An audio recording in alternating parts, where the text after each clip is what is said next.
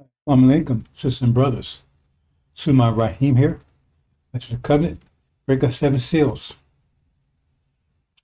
Brothers and sisters, just a reminder, they don't like what I'm saying, to come get $5,000 and shut me up.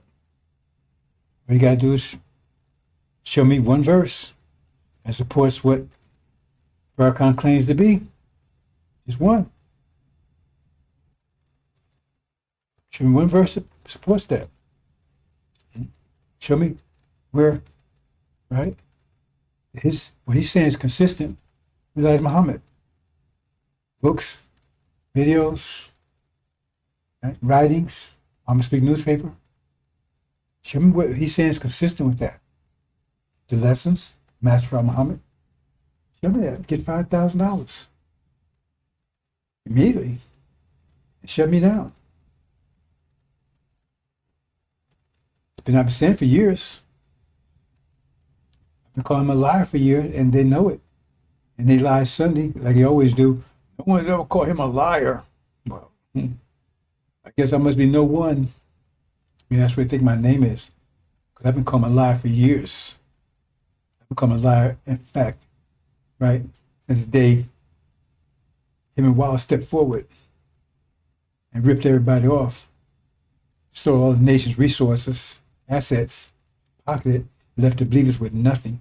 These were 40 some years. You know, who knows how much time they spent with Master Muhammad's around, but under Elijah, 40 some years, working their ass off to do things Elijah Muhammad, guide them to. Right? We had our own bank. My car was financed to the bank. On printing press, very large one, so almost a block long. A big factory, it was a big building. I was night foreman on that.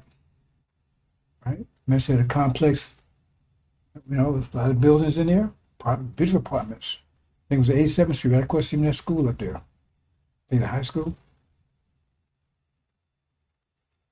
Stores, farms, boats. Here, all that. And they got rid of all of that. Temples all over the country.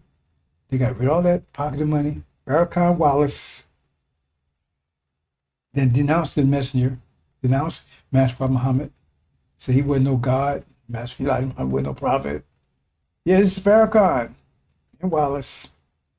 I was there, telling line Farrakhan, sue me for libel. So anybody believing in Elijah Muhammad 100% is a fool.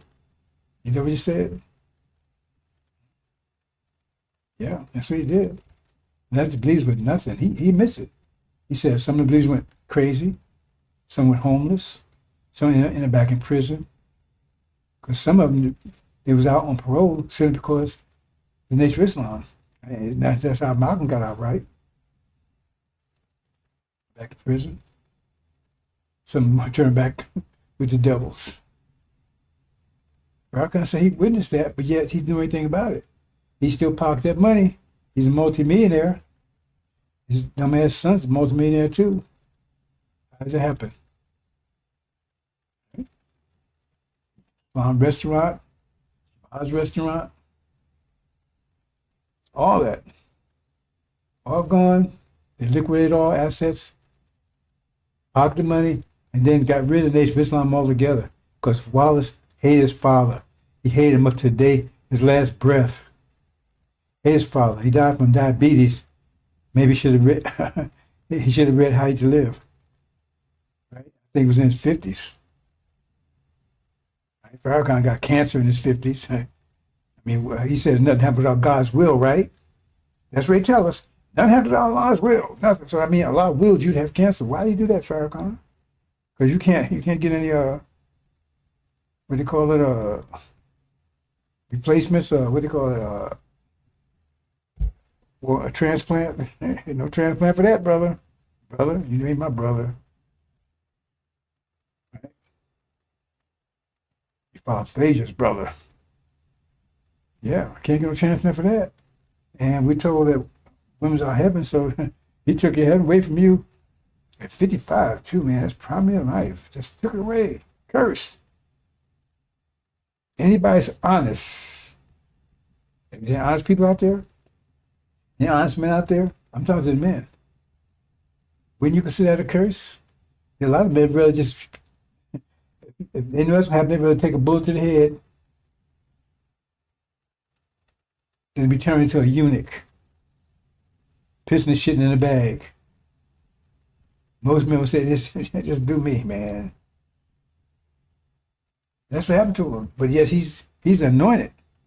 He's the Messiah, and God's going to protect him. If that's the kind of protection your God gives, and you tell your God to stay the fuck away from me, yes, I don't need him.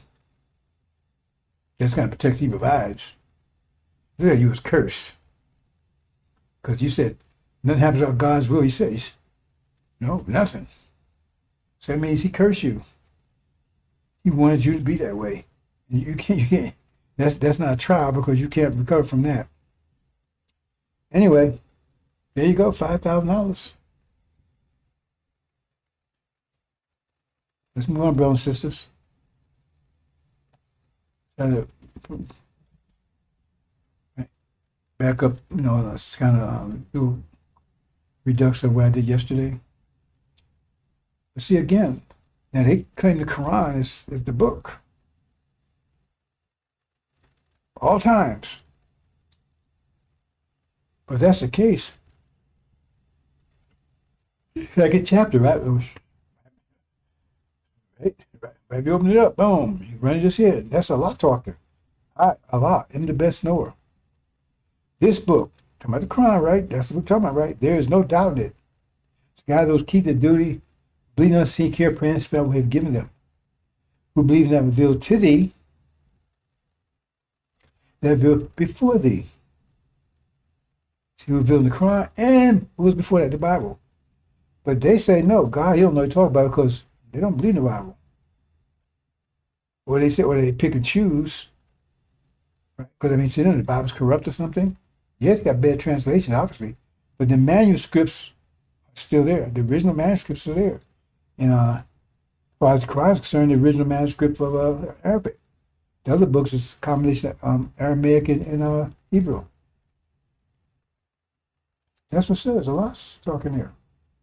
So you saying it's wrong? Move on, brothers and sisters. Some little groundwork here.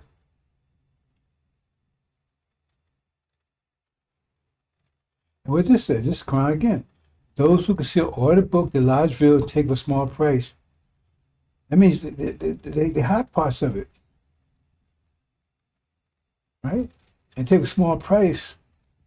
Right? They eat nothing but fire in their bellies. Allow them not speak to them of their resurrection, or pure for them. It's a painful chastisement. Now, when you go and read Abrahamic covenant, right? You read the part of the division part. Well, how come they conceal the last part? They don't mention it. They conceal it. They said the next verse says, after 400 years, we leave out here and we go home and tell you exactly, says when, where, and who. We, where, right? We the who, when, after the 400 years, fourth generation, that's this generation here, where?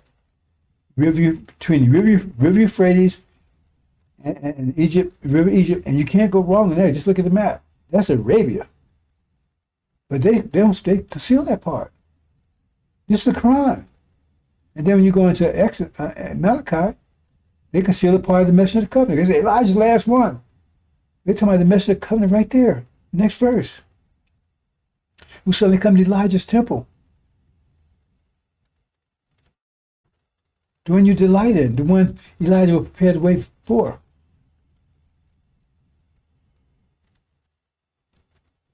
They conceal that. You conceal a lot of other stuff too. But see, I'm not speaking to you out there with your heads firmly planted up his ass. I ain't speaking to you. Because, like it says, son of perdition says, people with him. And you can understand that. Because it said, people with him, right? He said they had no love for the truth. So God gave them strong delusions. So God can't do that. God can't do bad. He can't do evil things. But he drowned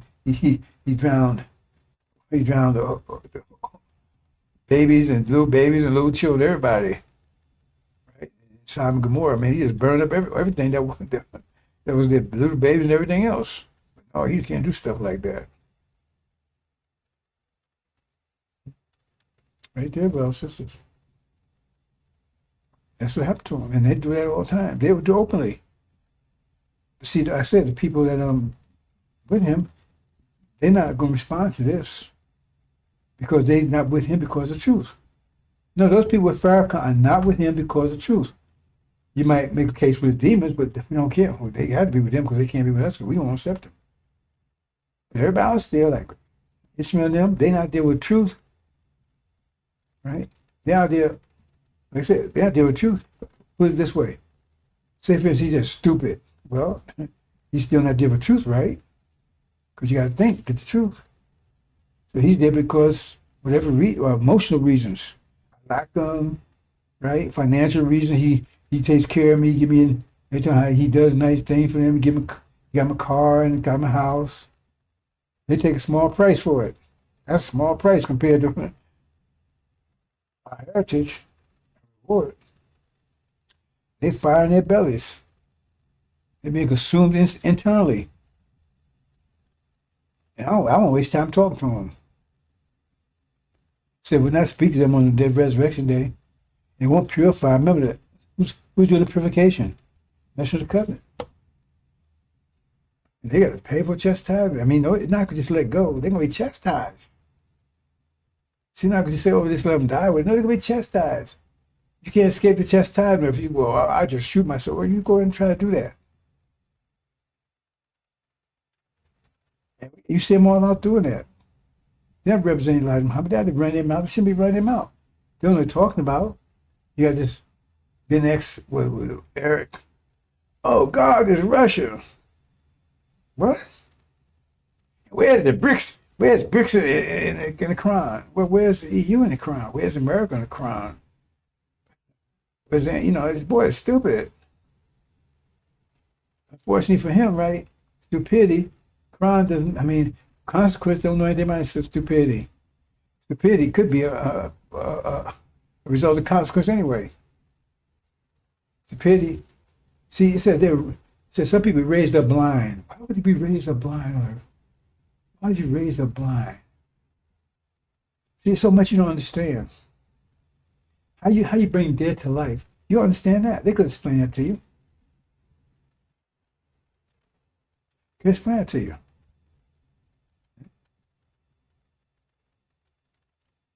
Because if why would the Quran tell you?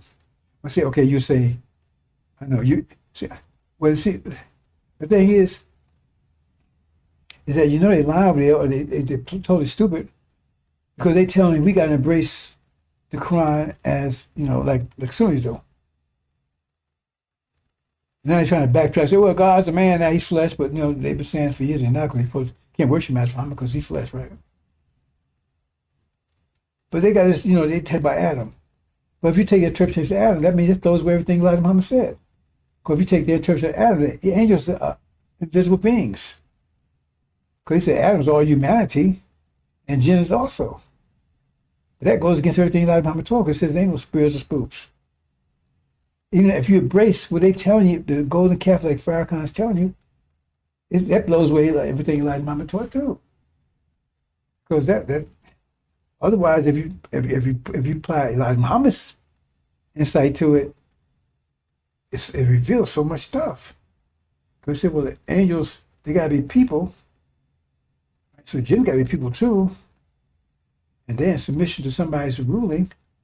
So you got to find out who's ruling the planet, who's under their control.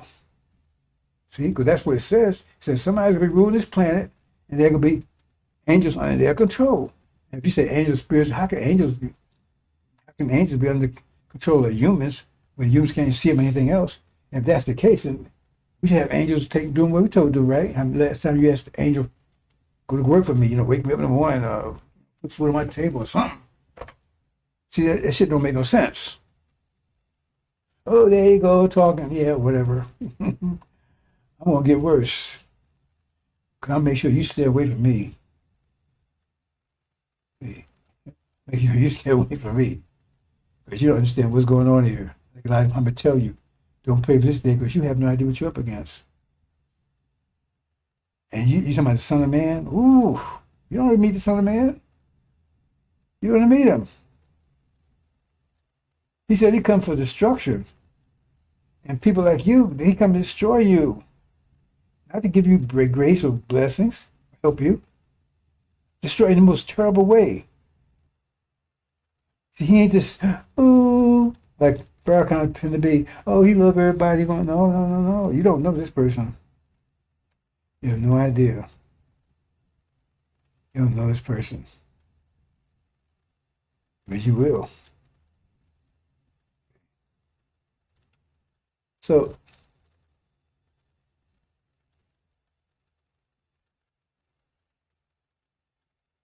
if you go along with their idea,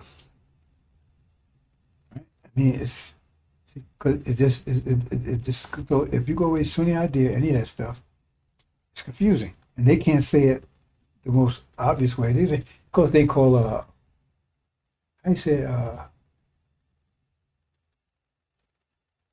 I forgot the term. Anyway, it's a philosophical term. Means if you got wait, I don't know. Anyway, bottom line is that if you go the obvious way, right?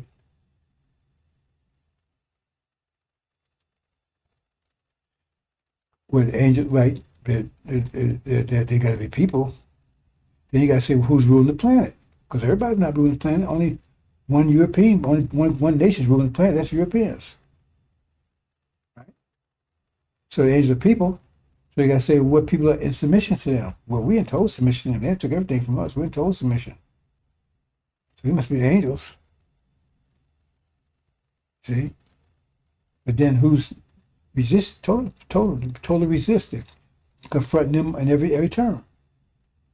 So same ones tell you that BS about right everybody,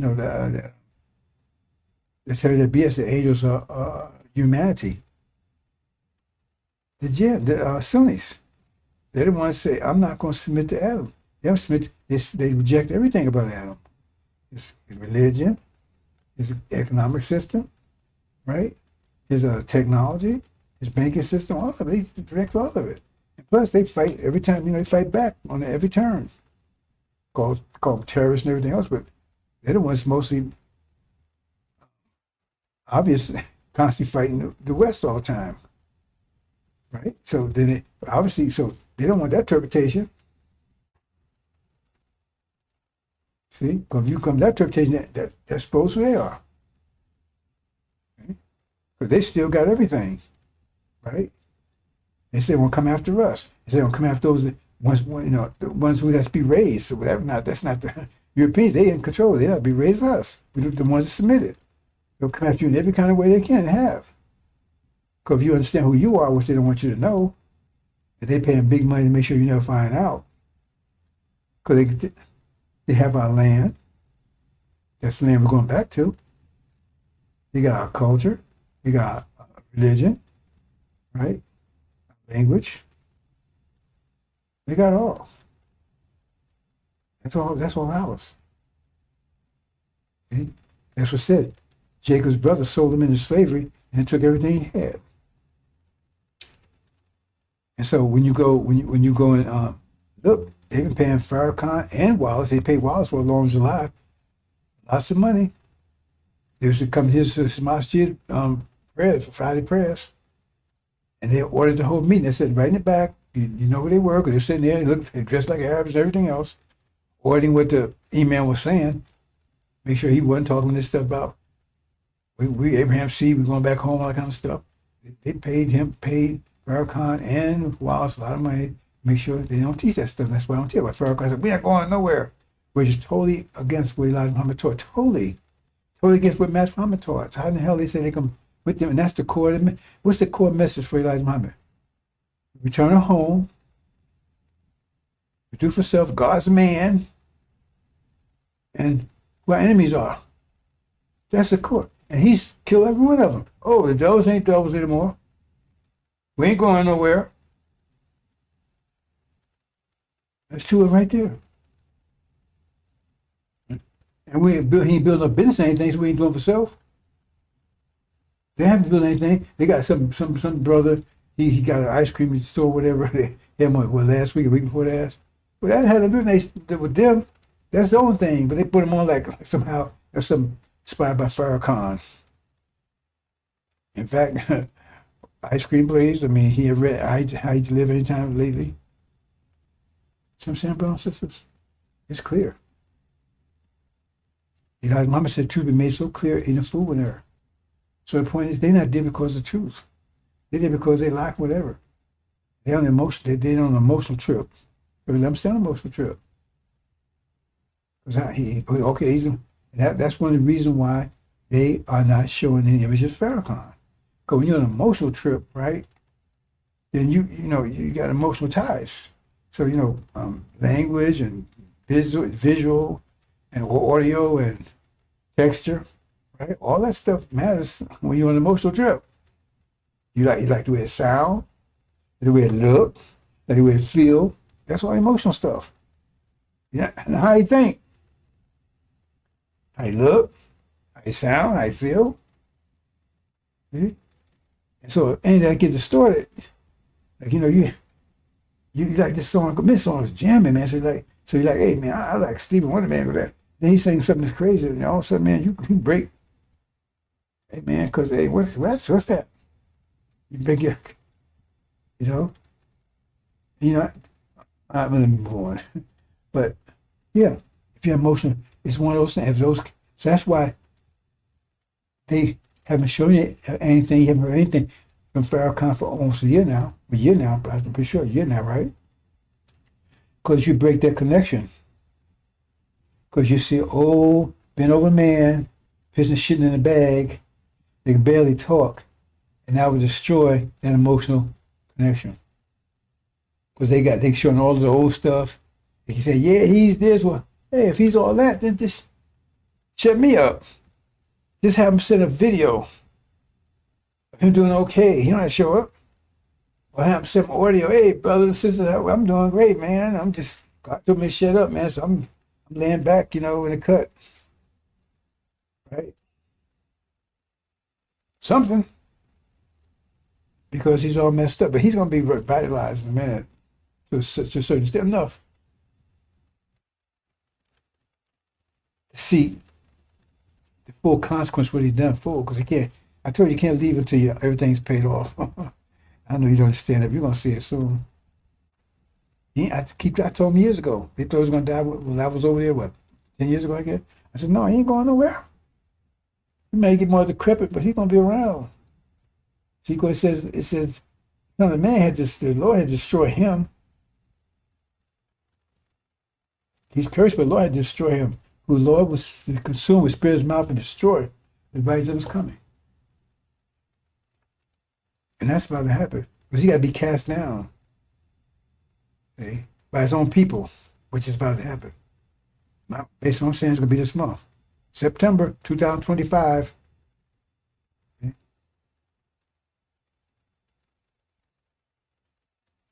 So, like some man said, I'm just stressed until it happens. Right? So he can't wait. Right? But then Master Mama has his own idea, so I always tell you, it's not a cop-out. I tell what Scripture says. He had to make the final. I don't think it's going to change though, because I know exactly what he's waiting for. And I can't give you hints, but I'm not going to say be specific. I know he's waiting for. And I think we're there. Let's move on, brothers and sisters. Mm-mm.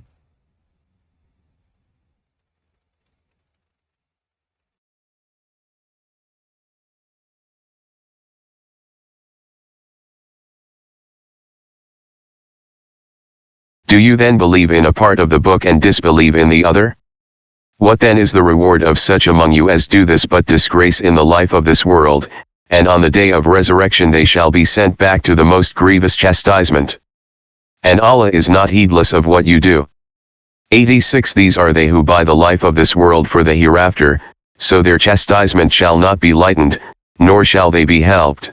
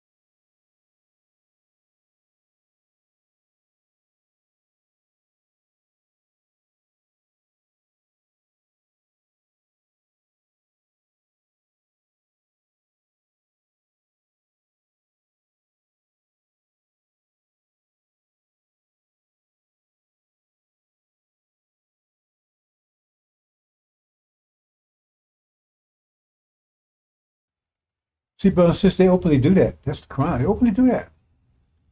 Reading part of the book, display, they openly do it. All you got to do is follow what they say every Sunday. Openly do it. That's what I'm saying. The people with him, they ain't about there for truth, because otherwise they wouldn't be there. They openly do that. And it says for them is the most grievous chastisement. They openly do that. They never talk about, they read the reading part of the book, display the other. They say this, well, and the book says clearly, we're going home. He said, we ain't going nowhere. What? So they call not well beyond that, they have calling God a liar. They call Elijah Muhammad a liar. We got Elijah Muhammad on tape says, right? It says, you fools want to stay here, but Farrakhan said, we ain't going nowhere. Elijah Muhammad said we was. Master Muhammad said, well, he said, no, we ain't. But they keep talking about the will of Allah. Well, if that's the will of Allah, he's against it. Because he said clearly, we're not going nowhere. And I got more on this tape, but I'm going to show you he's right?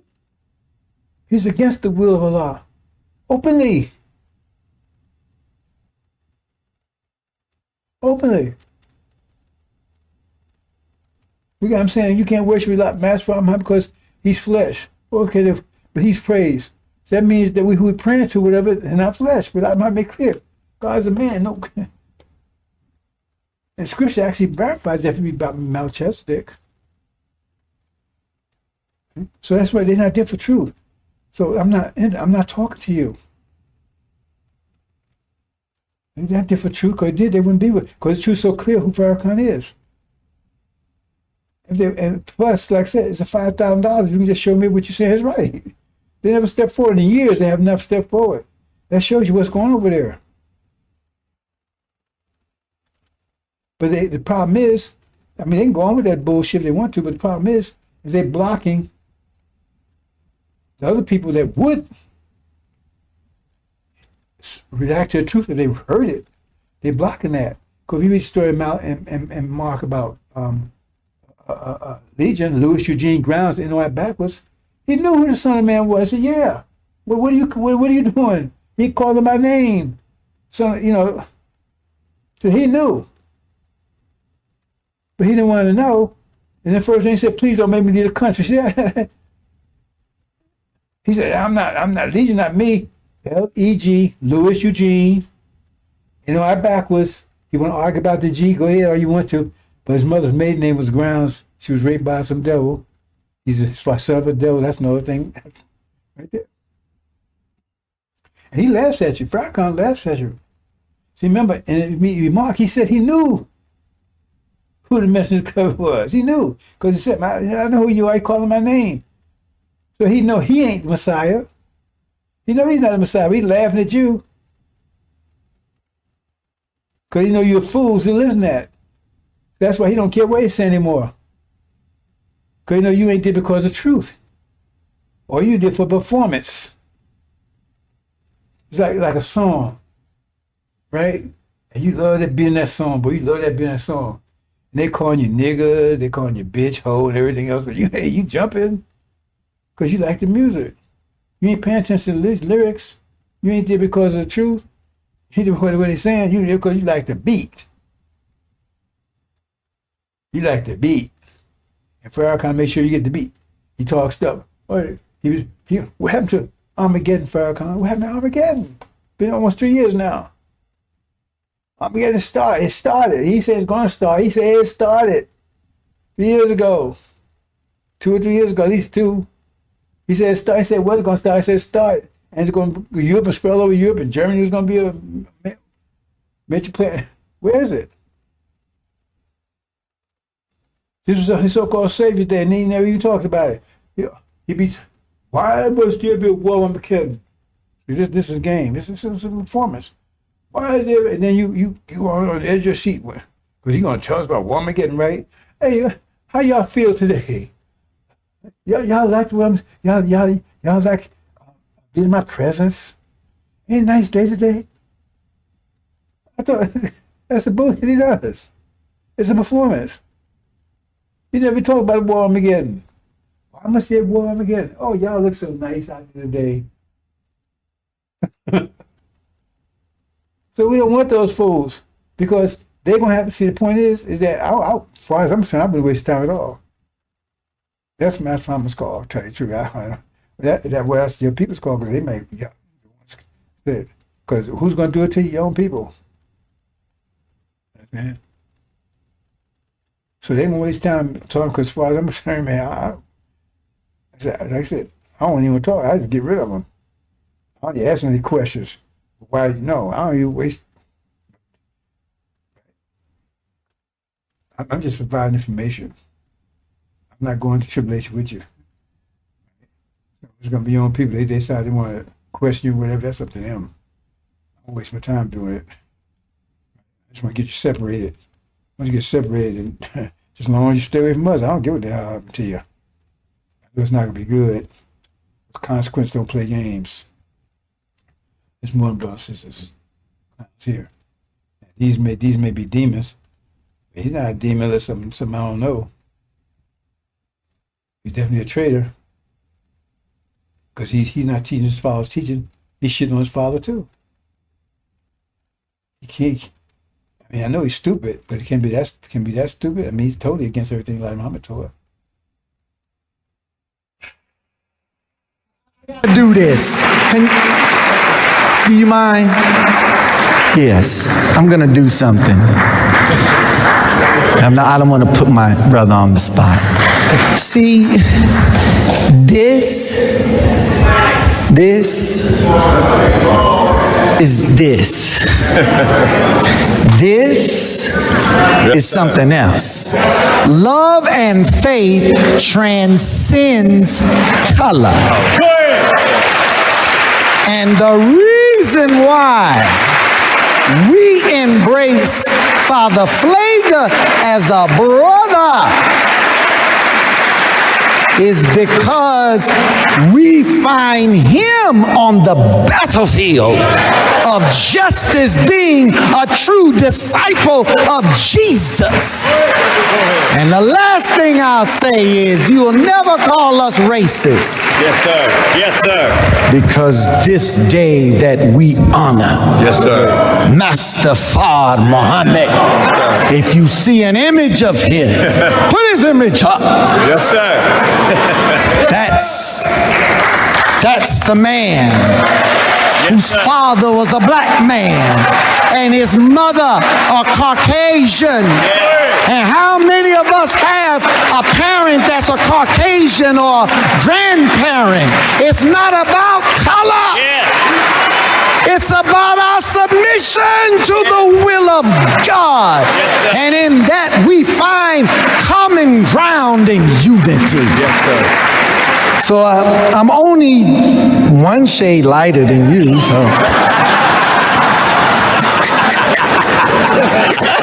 and Mustafa may be 4 more shades lighter.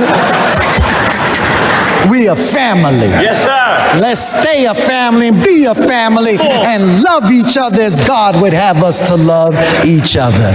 We love you, Father. Happy Savior's Day. Thank you. I had to do that. We love you.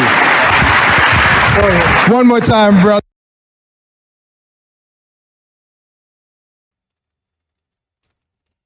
That's what they do, brothers and sisters. Said $5,000, prove me wrong.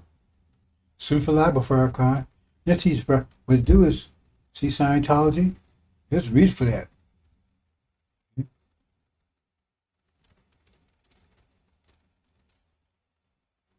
And shit, that's what you get in Farrakhan. He sprays fragrance of Elijah on it. Cup the smell, cup the visual. See, you see roses instead of shit. The texture. Oh, it's like roses. Till you get a handful of it and you find you got none but, oh, 2 handfuls of shit. That's what they do. It's bring you in. See, I said, sometimes I just can't say bones because I'm talking over your head. I can't find anybody that can stick with me. Said he did the one press alone. 35 years, and some people are talking years and they don't get it. Can't fuck around with this message. Thing is that they're a Levite tribe. Their tribe has to go. That's deep within itself. See, because they had the responsibility to reach out to the rest of the people, their tribe. Okay? But the Levites, those ones raised by, see, Elijah was raised to cause a widow's son. He raised them, then they would have to go back and get the rest. Farrakhan turned them around. You had to go to them. Because the process. So when Nick nip in the bud, they couldn't take out Farrakhan, Master Farrakhan, they couldn't take out Elijah. If they could have, and they would have. If they could have, they would have. We'll get to that in a few more minutes. That's what it is. Fragrance of Elijah. Because you can't prove to me that he's teaching Elijah Muhammad's teachings. He's not. No way, shape, form, or fashion. He's not teaching Master Muhammad's teachings either. And talking about the will of Allah, his will is against Allah's will. These are simple things. See, what I'm saying right now, you don't need, it's not conspiracy theory. It's open. You just look at it.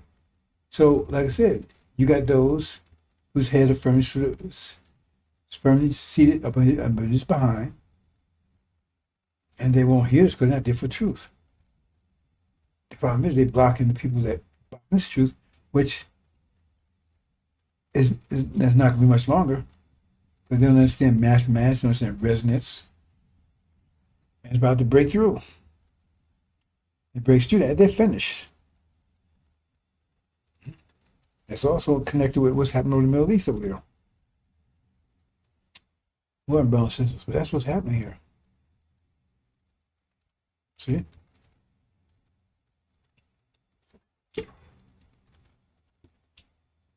Aaron. He says, Aaron, that's what should it. He said, okay, if he said he misses Aaron, well, he had to go look what was Aaron all about. There's the truth. They say, hey man, I don't want to deal with you, Aaron. I tell you, Aaron was so damn good. So I'm not here to save you. I'm not here to convince you. Yeah, I'm really here to separate you from amongst our people, if you will.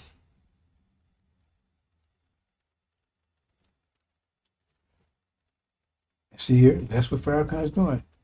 He's naked to me. I see him clearly. Okay? He's a demon. I know that. I know all about him. Putting shit in the bag, but he's shitting on Elijah Muhammad and Master Muhammad. That's a bad picture, but that's exactly what he's doing. I'll tell you like it is. What he's doing. Just look at what he says. Now, consistent with the message teachers, no Master Muhammad's teachers at all. Anyway, no, and not any way, shape, form, or fashion. Not a will of Allah. So in 3 weeks, will of Allah, will of Allah, will of Allah. I've been the will of Allah. I don't get too complicated here, brothers and sisters, but see, because they don't understand what he's talking about, you get all confused. So we got to submit and tie the will of Allah. You be happy and everything else, no? The angels, When they supposed to submit to Adam, they submitted. But you think they was happy submitting to Adam? Hell no. It ain't about being happy. It's much more complicated than that.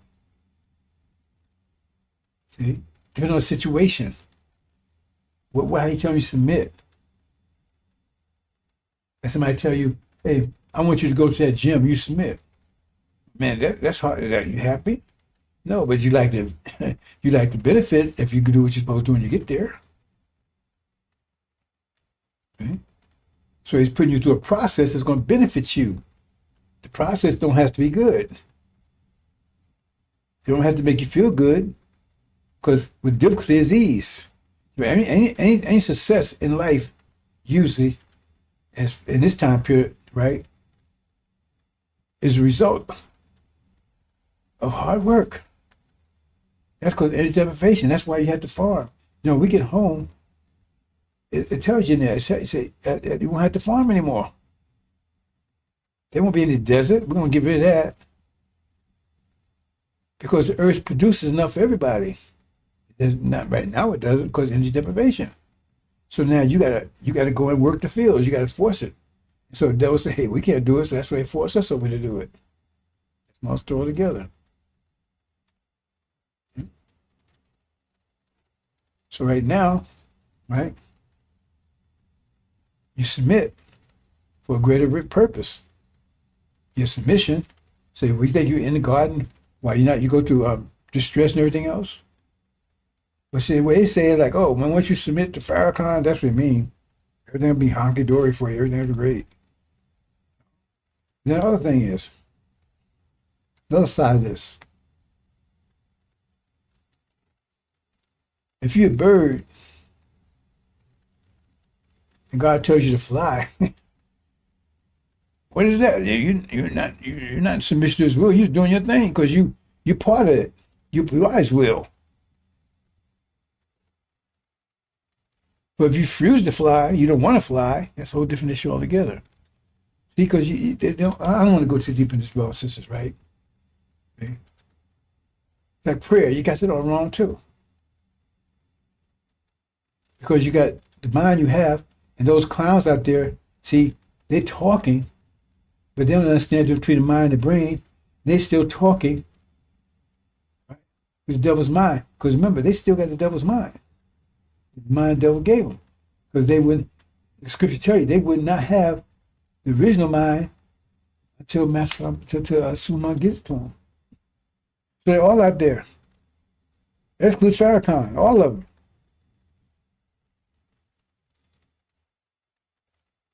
The only one who has mind was Son of Man. And the God that's with him. They call it the prophet or Jesus, whatever. So it tells you how people don't have their mind. They may think they have it on. And so they're out there talking. They shouldn't be talking. They said things don't make any sense. And that's still Bible. I saw somebody talking about that today, man. Woo. Because still Bible says, yeah, but it speaks against us in every kind of way. Yeah, because we're supposed to submit. I don't want to go too deep with detailed responses because, like I said, I want to move on. Because your ideas about everything is all wrong.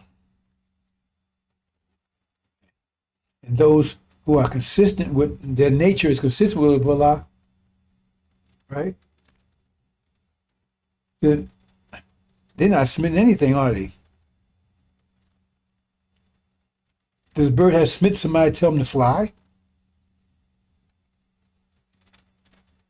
It's like I was telling people, you know, if your nature is consistent with the law, it's not law to you. It's only law to people whose nature is not consistent with it, and they gotta be other way they be. They have to obey something that's against their nature, like us. We have to live here with these devils. We have to follow their laws. Those laws are against our nature. So that's where high blood pressure and everything else. But we get home, we ain't got to submit to anything. If you're part of the body, I keep telling you, my heart don't have to submit to my lungs, and I submit to anything. It's just do its thing. Every day, everybody works together. Master Muhammad never said anything. We had to submit to him. Show me the lesson where he said that. I never told you son of mine had to ask you to do that. Son of man would ask you that either. But the nation will have to submit. Because they're not part of the body. You submit to me or you die. So you got to do it my way. Like the devil, so we submit to them. We're not happy submitting to them. You understand that's what it's talking about? Because if we got to submit to something that's not inconsistent, not consistent with our nature, we can't be happy with it, can we? I'm gonna leave it alone, bro. So let you figure it out.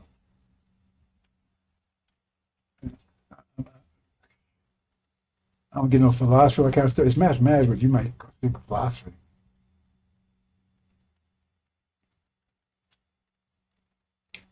Now watch this, brothers and sisters.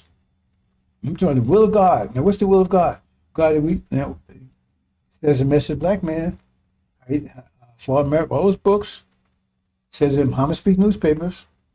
Yeah, and like Muhammad on video said, we fools want to stand out land up. Fools want to stand out land imprisonment. Is that and he says he condemned us. Said we be condemned because we trying to make love and everything. That's what he says. Do you want me to play it? I probably should have. He says we trying to make love with the very people that's just been destroying us and continue to destroy us. They hate us. We trying to make love with them. We want to stay here with them. That's what Elijah Muhammad said. Now listen. Let me say it again now. That's what Elijah Muhammad said. Man, I should just played it. I think I have it in here anyway, but I'm not going to go look for it. I'll pray it tomorrow. But he says, you be fools to want to stay here and live our imprisonment. He says, your ancestors would rise up in judgment against you as fools for wanting to stay here and wanted to make love with these people that destroyed us, continue to destroy us. That's pretty much his word. It's pretty clear. Maybe paraphrasing a little bit, but that's the gist of it. So what Farrakhan said about it.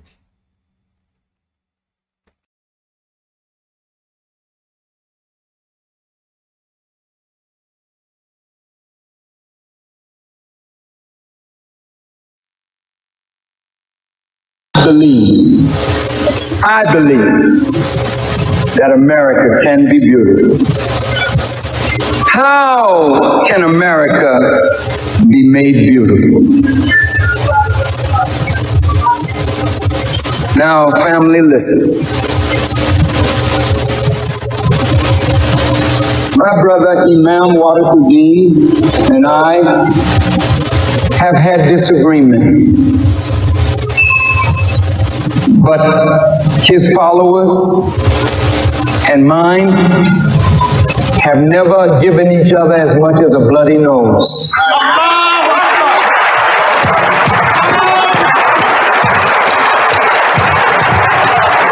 Because in spite of our differences, there's a deep love in us.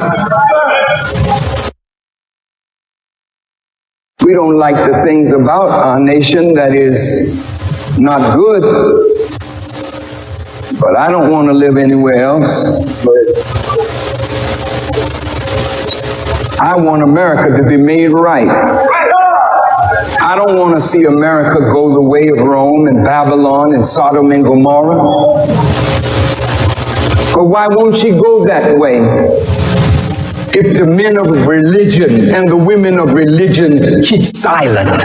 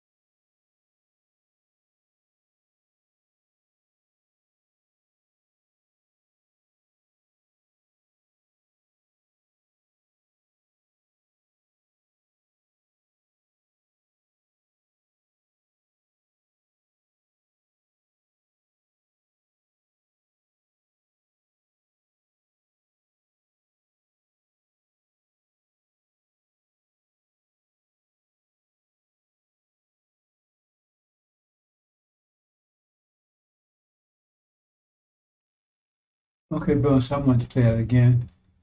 I don't know why it does that, so let me do it a different way.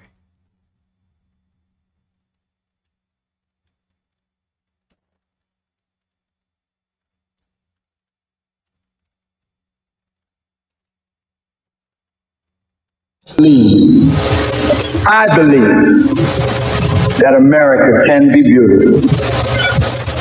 How can America be made beautiful? Now, family, listen.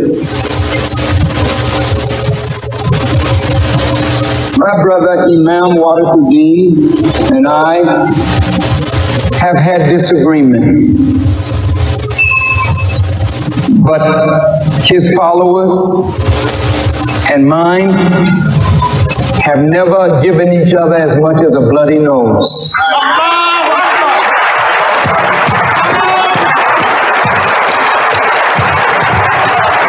Because in spite of our differences, there's a deep love in us. We don't like the things about our nation that is not good, but I don't want to live anywhere else.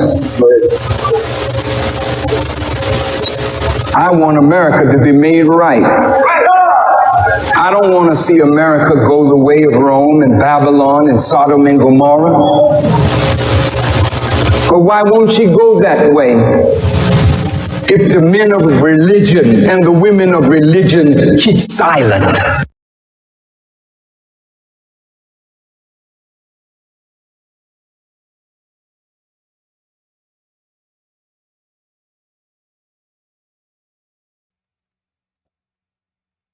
Okay, brothers and sisters, $1,000 if you can show me anything that Elijah Muhammad said, or in the less that Master Muhammad left, that backs up what he just said here. $1,000. If you show me anything that supports what he just said. As far as Wallace is concerned, Wallace died openly hating his father. Openly. His whole organization, Belialians, is about hate of his father. His father wasn't no messenger. Master Muhammad was no God. Right?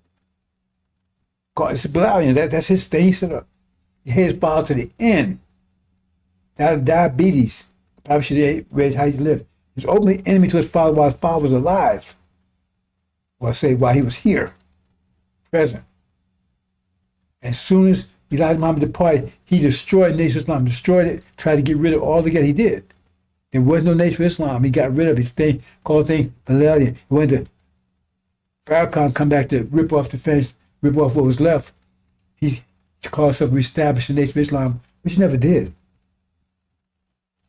He hasn't rebuilt a damn thing. He hasn't built anything. He got a little study groups here and there. Whole state of Florida, we had many temples. He had got one little mosque or something that they say. I'm not sure if even that's there anymore. Miami. He hasn't rebuilt anything. So like I said, show me anything, a message black man, how you live, for America, save as survive, and any lessons, any mom that verifies even close what he just said. $1,000. Even because it's totally he's against everything those things say. Let's say they're 100% wicked. Say they cannot be reformed. Say they're gonna take them off the planet. Oh no, I don't want to see it happen to him. But you say God's will. Well, he's against God's will. If you're saying Elijah Muhammad, he claims he's with Elijah Muhammad, Master. He actually talks to Master Muhammad according to him. But we see what Master Muhammad's will is. And he says he against that. But he said you got to be according with the will of Allah. But he's totally against what he claims is supposed to be the will of Allah. Totally against it.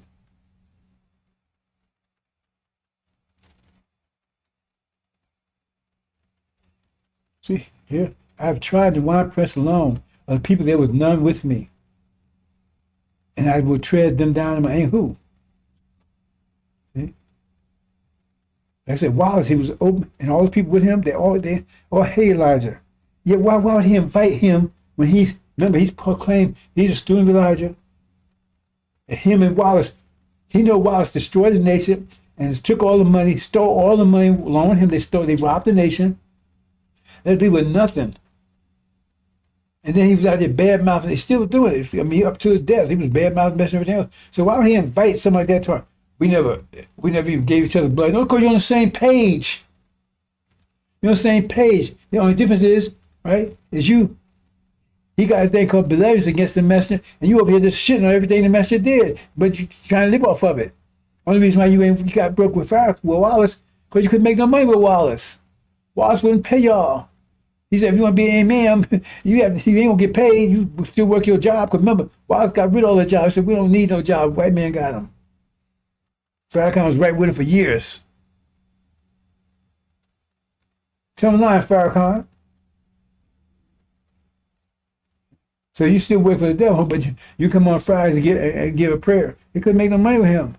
That's why he went and grabbed Farrakhan and said, man, can you reestablish with the messenger had? We can make money there. People give you donations and carry on, and you can throw something out our way, and boom, boom, boom, boom. That's what's happening there. I would trim down my anger. I would trim down. See, this is the way the real Messiah talks. Does it sound like he's saying, oh, I'm gonna spank your little booby? Is that what it sound like? I'm gonna put you in the corner for I'm gonna stand in the corner. Oh, you little bad boy. Is that the way he talks? I will tread them down in my anger. He's coming angry. How you talking you angry? How you talking you angry? How do you show people you're angry? I'm angry. Yeah, you might, but you got to throw some words out there. They know that, hey, that you get a message. And you're going to come in angry. And my trample and my fury, he's not just angry, he's furious. That's not what Farrakhan's talking about. He don't want to see none of that. He's God, but he's in accord with God's will. He's against all that. And their blood should be sprinkled upon my garments. Fury and blood, fire, anger. But days of vengeance, he coming vengeance. Why? Because something's done to him. Something done to his people. He vengeance consequence. Something was done to you. Now he's taking vengeance. Because now it's time of vengeance. I looked, there was none to help. I wanted there was none to uphold. But he said when he comes, who will be able to stand?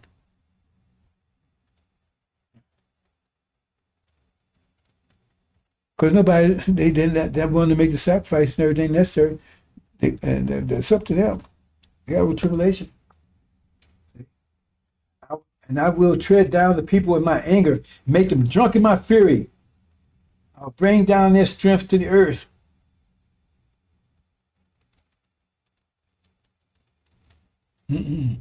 That's what it says. And that's the fact. There's nothing to help me. I went out there and tried. Right? That's what it says. But see, the point, if you don't try, you can't make this statement right. I tell you, I didn't ask to do this, but I didn't ask to do this. And when I read it, I get angry. I get angry when I read it because I say, man, ooh. Right? Remember what did Jesus tell you about the Bible? He wasn't unhappy about this. Read what he just before he was crucified. He said, can you get this cup to somebody else? The Lord said, not my will, but thy will be done. Holocaust wasn't my will. None of us wanted that, but Dr. Shabbat says that's what you need to do, because if you want to come out the best side of this thing, that's the sacrifice you got to make. You want to be a diamond, you got to put a gun a lot of pressure. See? Nobody wanted to go through that, but they want to be diamonds though. See, so you got to submit to God's will. You wasn't happy doing it. See, they can't tell you, submit to God, well, everything will be working for you. That's not the way it works. Submit to his will, right?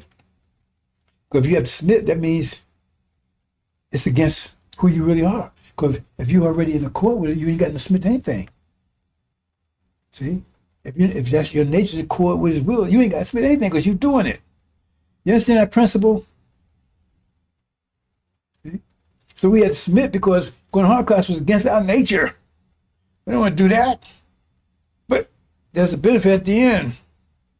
That's why we had to submit. Hey, listen, I ain't going against that. That's against my nature. He says, I'm fire. That's against my nature. Hope you understand that, brothers and sisters. You have to submit when it's against your nature. If it's in court with your nature, what's that submit to? And when you get home, you don't have to submit to anything. Because we're all in sync.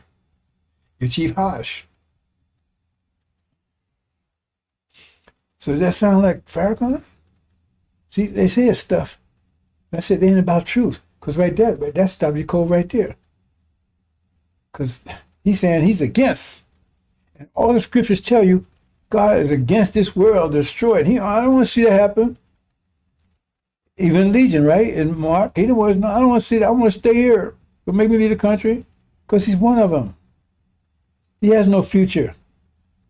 And they don't want you to see a future either. Because you listen to Ben X and they don't want you in the future. They have no idea what the future gonna bring. They don't know what's going on right now.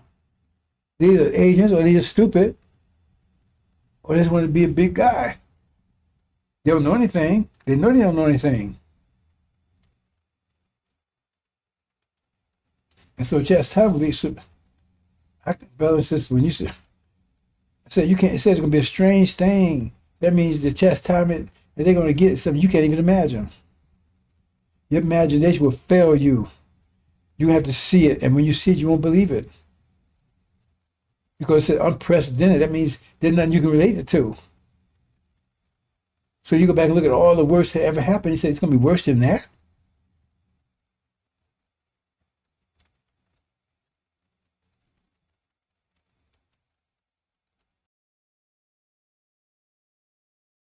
Three. I have trodden the winepress alone, and of the people there was none with me, for I will tread them in mine anger, and trample them in my fury, and their blood shall be sprinkled upon my garments, and I will stain all my raiment. For the day of vengeance is in mine heart, and the year of my redeemed is come. 5. And I looked, and there was none to help, and I wondered that there was none to uphold, therefore mine own arm brought salvation unto me, and my fury, it upheld me. 6. And I will tread down the people in mine anger, and make them drunk in my fury, and I will bring down their strength to the earth. This brother says, you don't pay attention to things. The day of vengeance in my heart, that means in my nature. That sound what Farrakhan was talking about? He said, that ain't his nature, he wants to stay here. So just remember, this is supposed to be the Messiah talking, but he claims he's the Messiah. So is he schizophrenic? Because he said, that's my nature to destroy. No, man, my nature is to stay here. That's what I want. I want to stay here. I want nothing to happen here. Remember, this is the Messiah talking here.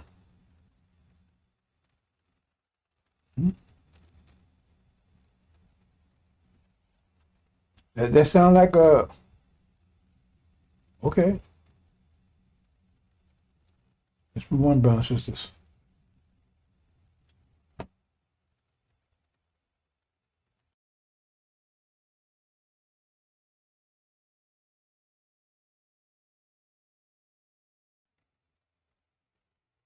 Okay, I'm talking about a couple of things. Let me get to the main point.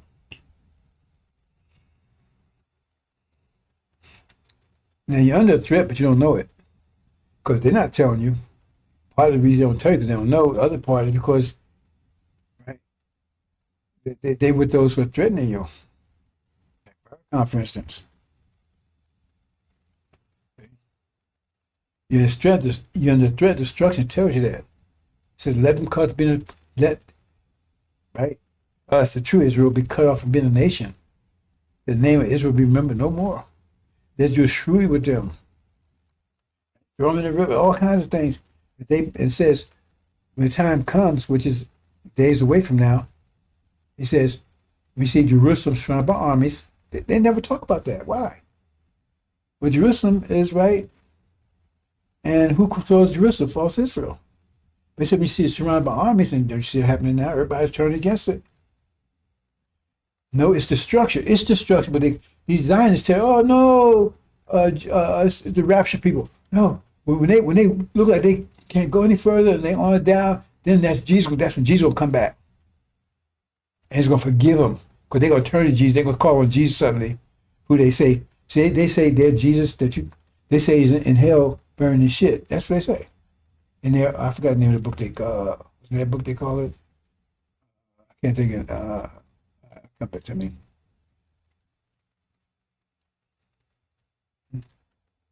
But yeah, they're gonna convert. They're gonna step in the last minute, and then they're gonna save them and go and kick everybody else's ass. Ain't gonna happen that way. That's what they're saying.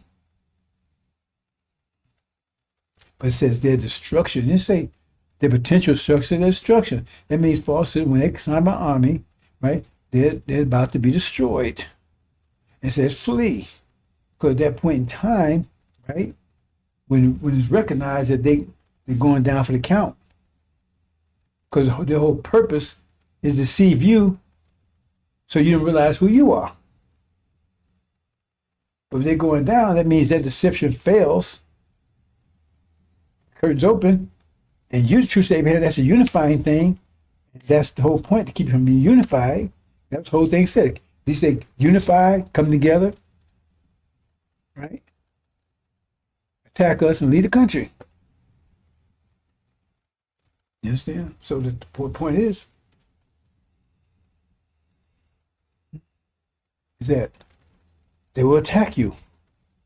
They're going to attack. And my calculation could be early October. 4 weeks before October now. That means if you got to flee under those circumstances, you're fleeing in a panic because you can't go in the house, get the children, you can't do anything after. That means the trap's already set. If you look around and see what Trump is doing and everything else, you'll see that, but you don't see it because they keep you blind. And plus, these fools I just told you about, that's part of their job. Keep from seeing it. The threat's already in place. They don't need you anymore. There's all kinds of ways. You're a problem in many ways for them. They don't want you here. They don't want to keep bringing up about Trump saying, I don't want to talk about their history no more. Slave wasn't all that bad. They want to screw it all that. But you're the evidence. I'm going to talk about the seasons.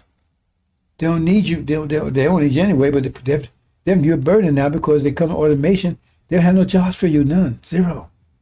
All kind of jobs that you was doing, they don't need you anymore. If you go to China, they already got robots doing that stuff. They don't even haven't done it here yet because they haven't closed door on you yet because they can't do it unless they got you in handcuffs or buried because you're going to tear this place apart.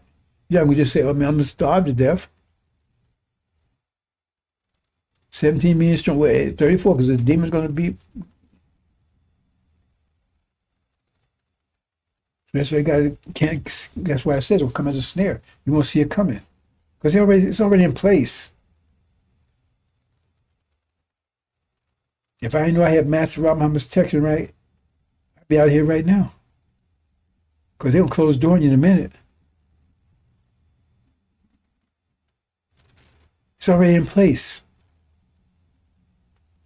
But you're not getting Farrakhan. You want you to stay here, reparations, all this bullshit. They don't know what they're talking about. They have no vision. Those people, what vision you have, Farrakhan? You have no vision with him. Just stay here and be a good Negro. No vision with him. Which vision you got? Ben X and all these clowns. Which vision with Silas? Oh, get reparations. Okay, let's talk about temperature. I may just talk about this and close. Not going to my full subject about this because it's hard to explain that. I couldn't think of a graphic that would, right, be meaningful. I could do it in a reasonable period of time. So I'm going to talk through it as best I can. Give me 1 second, bro. So I heard some of my voice. Give me 30 seconds. Then we go into it.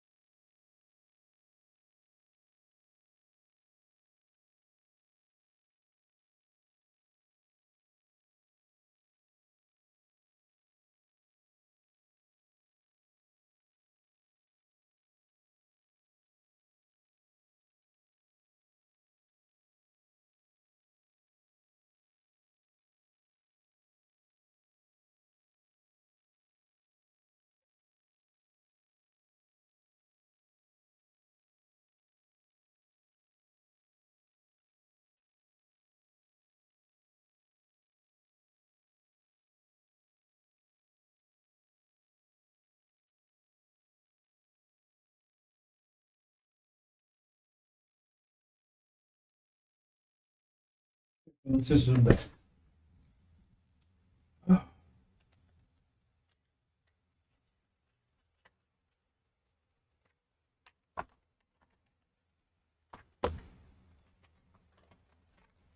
The point is,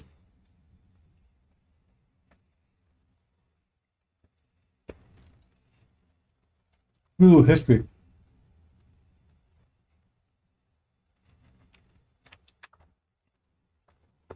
These clowns are out there talking. If you can't be out there talking, you'll know how things work.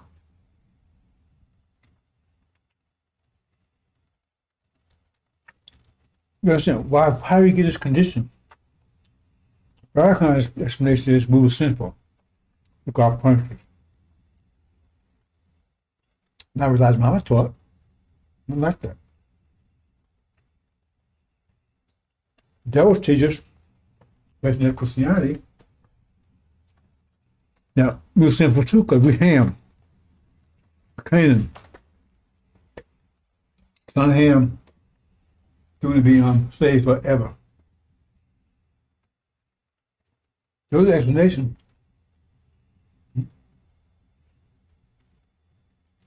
Then Elijah Muhammad said, well, because of Dr. Yaqub, and he called it, like I said, the Earth's in an unrighteous orbit. That's one way he said it. Right? But it's really not a good explanation. It doesn't really explain, if we the gods, how the hell did we get in this situation? Why did we stop Dr. Yaqub? We could have stopped him. Like Muhammad said, scientists met 50,000 years ago, discussed the issue, but they never talk energy deprivation, or they saw Dr. Yaqub coming, but why did they stop it? I mean, why would you want to go through this? What was, Muhammad said he didn't tell us there was any benefits going through it. So we continue, someone come wise than Dr. Yaqub, but those things really don't satisfy you. And neither does the lesson. Lesson don't talk about it either. They don't explain why we're here. Talk about Dr. Yaqub and he made these people. We could have stopped them. We put them up in the caves for 2,000 years, right? Was 2,000 years? 4,000 years, right? We could wipe them out then. Why would lives continue? So you don't get these answers. And those clowns out there, they cannot answer that for you. Farrakhan can answer it. This is what God, we sinned from, God punished us. That's their fallback position. Yet, but still, we're going to be rewarded at the end. So what, if you're so sinful and everything, how you get rewarded at the end? How you inherit the kingdom and everything else? It doesn't, none of that add up. Let's go into the basic. As the Quran says, see, because they don't understand this. They don't understand the mathematics. Like Muhammad said, Islam is mathematics Islam. So the universe expands and contracts. We understand it tells you why we the gods, right? Explains, said make all the cream of planet Earth, guardian. Why cream of planet Earth? Why say cream? Well, cream rises from the bottom to the top. See, you don't understand any of that. You don't understand Master Muhammad's talking about a nuclear explosion when nobody even know anything about it here. You say, oh, why? Where? Well, talk about cracked atoms. They ain't know about cracked atoms before. And if you look at that story, I don't want to get sidetracked here. I paraphrase, because I don't know exact terminology used, right? I can't remember it. I'll look it up. Take me a minute, but he says, this scientist, he says he split a cracked atom, what, 1 million parts, something like that, 1 million, whatever. So it's cracked, right? And so how much does a cracked atom weigh? So you go in there, but what does that mean? Why is he telling you that? Because see, you worry about NFL and all that kind of stuff. You would know that weight and force is exactly the same thing. When you're talking about force in terms of gravity, you call it weight.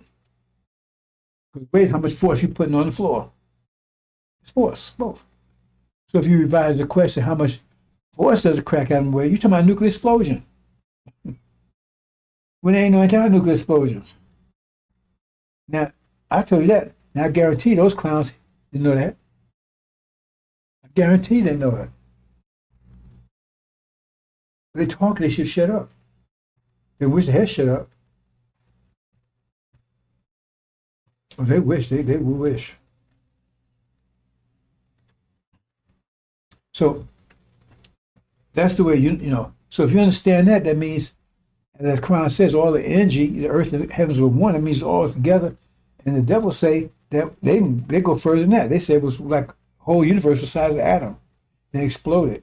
So all that energy was inside. If you can believe all that energy, whole universe was inside of an atom, you sure can believe it was the atmosphere of the Earth, right? Because they call it Big Bang.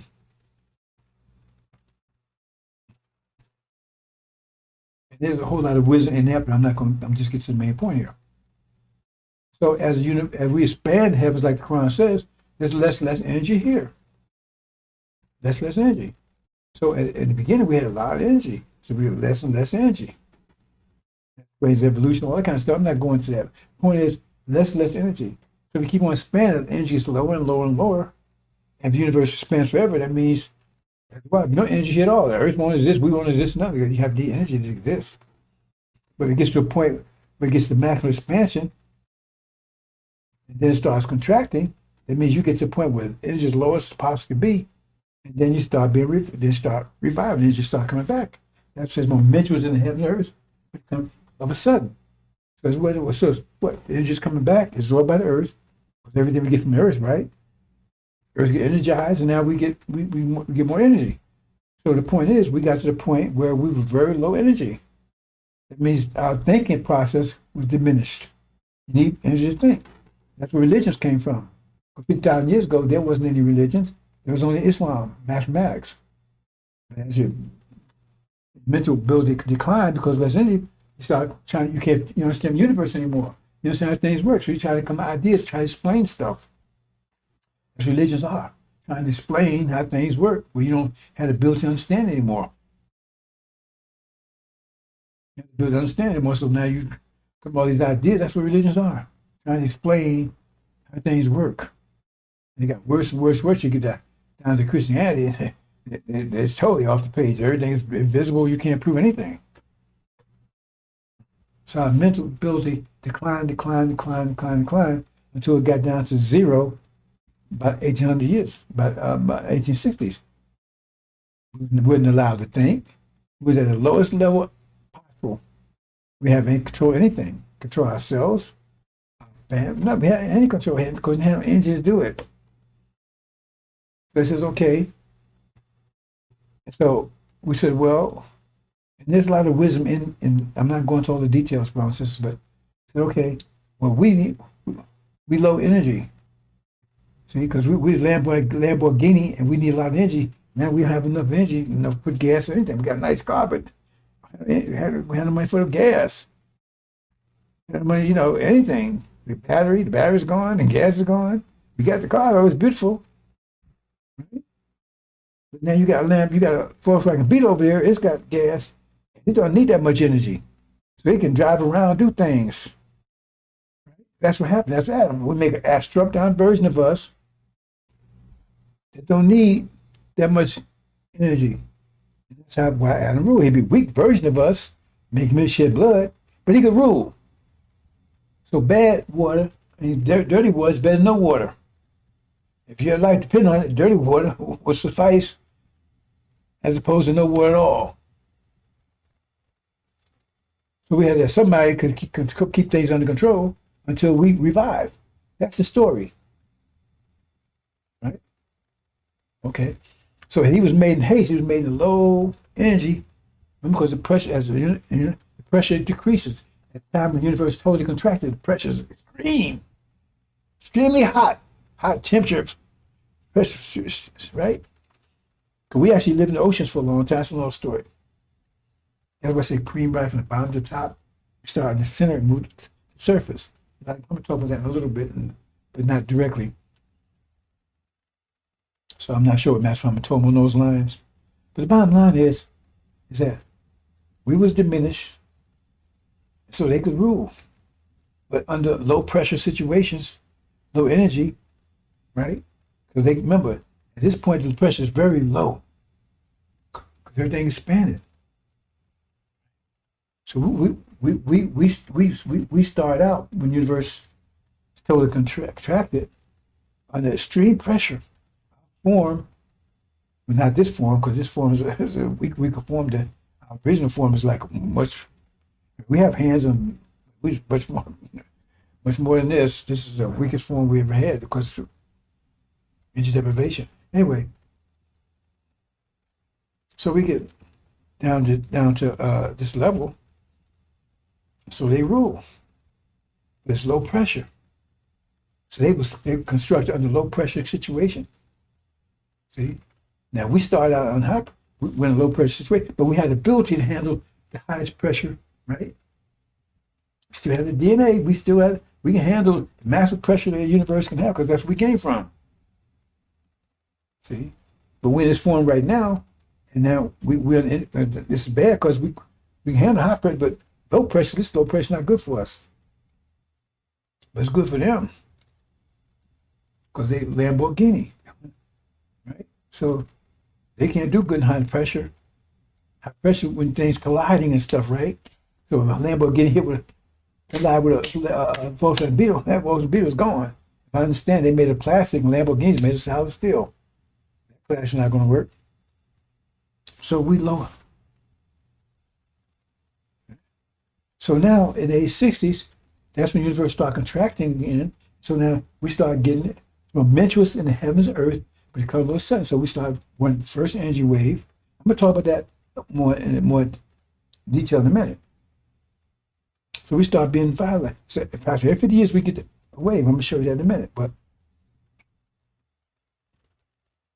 see, temperature means how fast you're moving. That's how fast the atom, with some temperature, how the temperature is, that's how fast the atoms are moving. In your soup or water, whatever. The higher the temperature, move real fast. When it gets cold, that means it slow down. See, so the Earth, because of energy deprivation, the Earth started cooling off because there was less energy. So now you got poles, you got those poles, there's continents. Like Africa or America, they're continents, but they covered with ice because there's less energy, Earth started cooling off. You understand? And then we had to start deserts because things are cooler, less water. Because all the water has been frozen up in the north. So look at water that's available, but it's not available anymore because it's all frozen up in the poles. If that water melts, all of a sudden you got more water on Earth. Now you don't have a desert or anything else. But they call that global warming. See, global warming. See, I'm gonna get to that in a minute. See, because the world is changing, and so it's changing back in our favor. But to them, that's bad news because global warming will destroy them. Because that means higher pressure, higher temperatures, and they came as this under low pressure and low temperature. Those so-called ice ages and all that kind of stuff. Plus, they're by their nature, they like colder climates anyway. So the point I want to make here is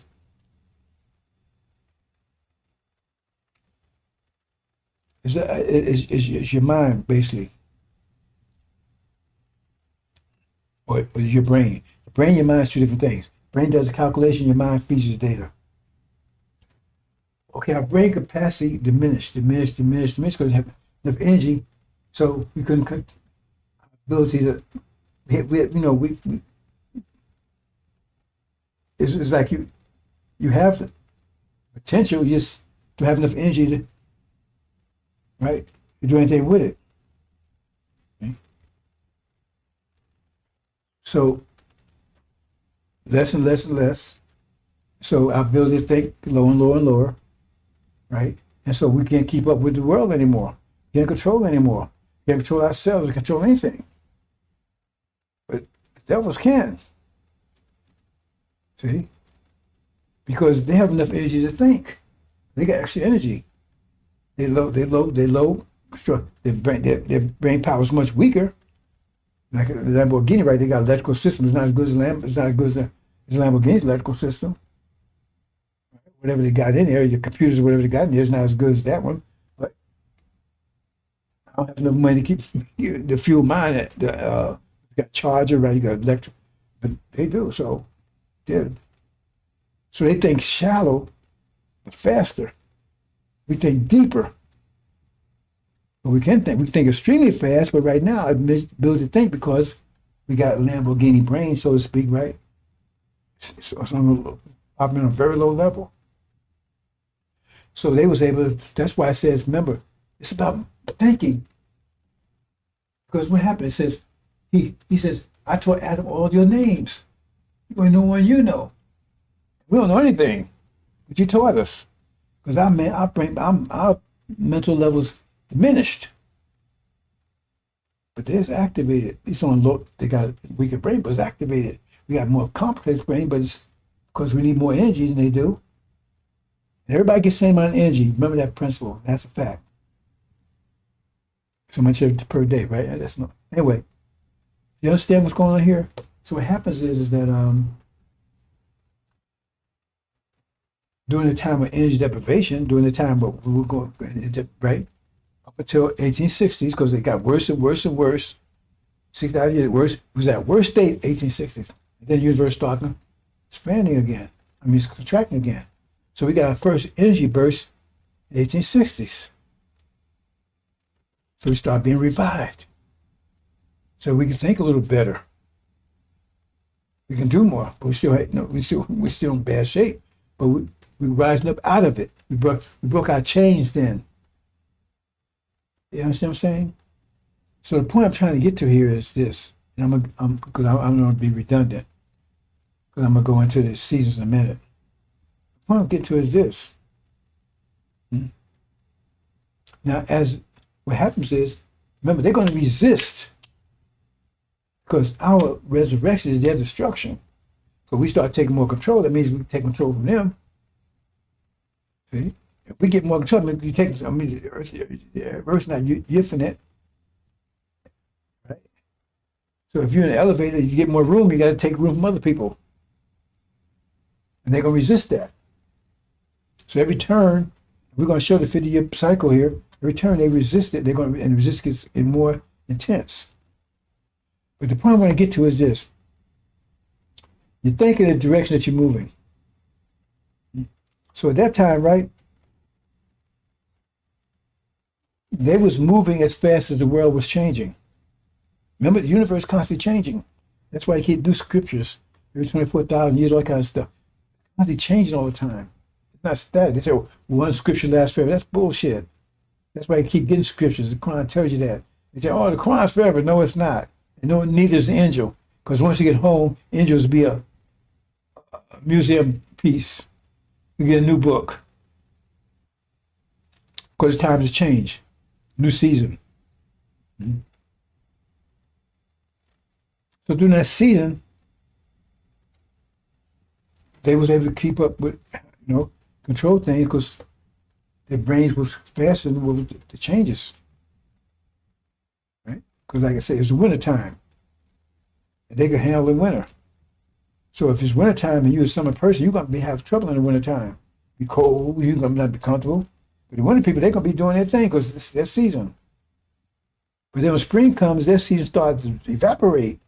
They're going to try to stop that. Spring is no good for them, but spring is good for us. Global warming, start warming up. See, they tell you stuff. See, when you don't understand these things, you are just doing stuff against yourself. Because global warming means that everything warm. That's our benefit. We want that. They don't want that because that's a structure for them. We have two different minds. What's good for us is bad for them. What's bad for us, bad for them is good for us. So the stuff they complain about right now, all the world's coming apart, all that kind of stuff, well, that's bad for them, but it's good for us.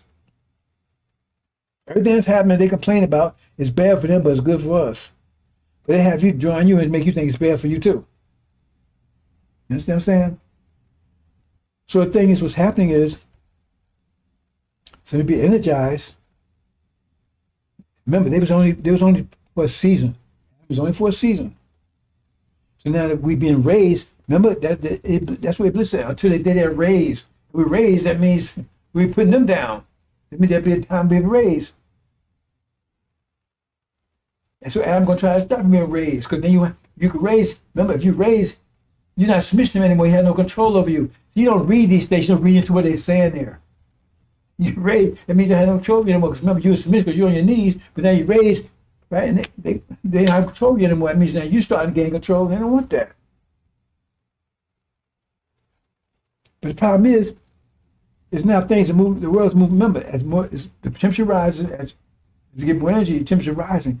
Things move faster. But they wasn't built for this temperature. But things move too fast for them. That's why they're trying to figure out what's going to get all this trouble. And remember, the temperature goes up, there's more collisions. That's pressure. Pressure builds up. After that pressure could get more heat, more the pressure builds. The pressure means collisions. So they're the weakest ones. They collide faster than anybody else, more than anybody else, and they can't handle collisions because they're weaker. They're like plastic balls, and we like steel balls. We're saying they're porcelain balls. You got those balls, on the pool table. They hard, but if they bump against a steel ball, they're gonna crack. You might put a dent in that steel ball, but they're gonna crack them. So say we're steel balls, and they're what? So now you get more collisions. More collisions. And who's gonna collide the most? Them, because they're the weakest of all the nations.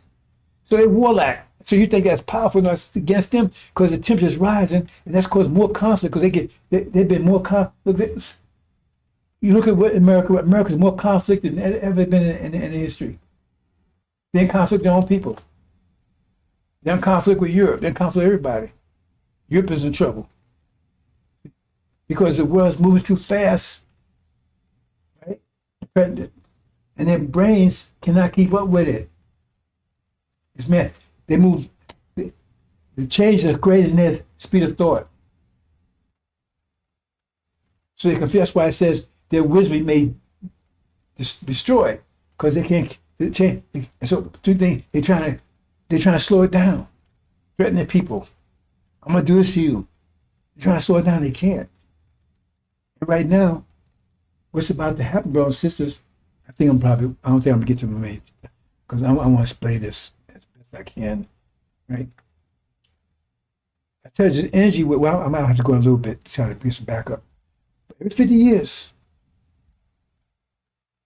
So now, the 1860s, then 1920s, then 1960s, right? And now 2020s. So, but each one of those was a spark, right? Because it says, "Come you of a sudden." When mentions in heaven, earth will come you of a sudden. That means what's going to happen coming. So it's already, the earth has already absorbed it, but now it's going to turn into a form we can use. That's when everybody's going to be inspired. The whole planet, everybody's going to be inspired. Everybody more energized. That means everybody's going to want more power, more control. But the earth is so big. It means it's going to have this big conflict, apocalypse. Who's going to survive? The strongest. The steel balls will survive. The porcelain won't make it. The tennis balls won't make it. Only the steel one's going to survive. The thing is, it's moving too fast for the devil's a porcelain, and they're going to be colliding with each other and colliding with earth, and they'll be destroyed. They'll be the first one destroyed. What you see going on right now, what you see in the Middle East right now, that's part of European situation. Next thing, and Armageddon is actually a European war, which is going to spin them. Farrakhan said, Armageddon start. We see the Armageddon? I tell you, no, it's going to war in the Middle East. It's going to trigger this. I'm not going into detail right now on that, but I'm just get you to understand the math behind it. Math behind it. So the thing is that things move fast in their ability to think. Because remember, they was creating a low pressure situation. They got weaker brains, but at that point, right, everybody's brains was weaker than theirs. Energy deprivation. Now I've been energized. But the problem that is that first of all, remember, you got energy, you got to direct it in that form. Because that's one of the deceits to get you to say, oh, don't invest your money, your energy in yourself. Oh, invest in watching Beyonce, watching American Dream, go work at Popeyes, all these other stuff to get you to keep from drifting here. That's what a war is. All these distractions. They know what they're doing. That's what Suleiman's here tell you, get that energy, you got to start. That's if you want to survive, because it's a mental war. But they can't keep up. And so everything's changed and it says it's going to get worse. Because because you're going to experience that energy, it's a spark. You're going to experience that energy in a minute. Suddenly you're going to experience it. It could happen today, tomorrow, it could happen while I'm talking. But everybody's going to experience it. And then you're going to see that's going to trigger the apocalypse like you get it. That's going to trigger it. But for them, that's disaster because they moving so fast. Man, everybody's temperature just went up. Each one of those looks like like to turn heat up. Every time you get energy wave, that's like turn heat up. So now the pot's boiling. They can't handle a boiling pot. It's like you put eggs in a boiling pot and they're gone. If it's still boiling, the boiling pot gets hot. That's about it. See what I'm saying? Wood in there, well, it ain't gonna do too good either. Wood ball. You know what I'm saying? That's what's happening. So that's why they're confused. That's why they do all this stuff because things move too fast when they can't keep up with it. Is that they're in distress. See, everything they're doing right now is trying to keep control. They can't keep control because everything's happening. Everybody's moving faster than them. And as far as we're concerned, right, we have the capacity to think. Right? Remember, we can go all the way to the end of the universe. It gets stronger and stronger and stronger. But right now, right, we got enough. Once they get inspiration, we got enough to come together. Extremely great army. Exceedingly great army. Because we got a battle. Remember, Tim's going to be hot. Everybody's going to be fighting. So we got a battle. Way back to the top. Exceedingly great army. Battle all the way back to the top. Hope you understand. I hope I laid it out for you to understand what's going on. But the point is, they're compromised. They'd be the first to go because things are moving so fast, their brain can't keep up with it. And so they get desperate. It's not going to be a nuclear war. There will not be a nuclear war. And that's why Muhammad will make sure that doesn't happen. Not going to nuke the world. But America itself would be nuked. But there would not be a nuclear war. I hope you understand the background there, brothers and sisters, what I'm trying to explain to you. See? So they're thinking, things happen, too many things happen that you got Trump be trying to, and that. See, they don't put stuff in there for nothing. They say at the last Trump, why is it that Trump? There's no musical instrument called a trump.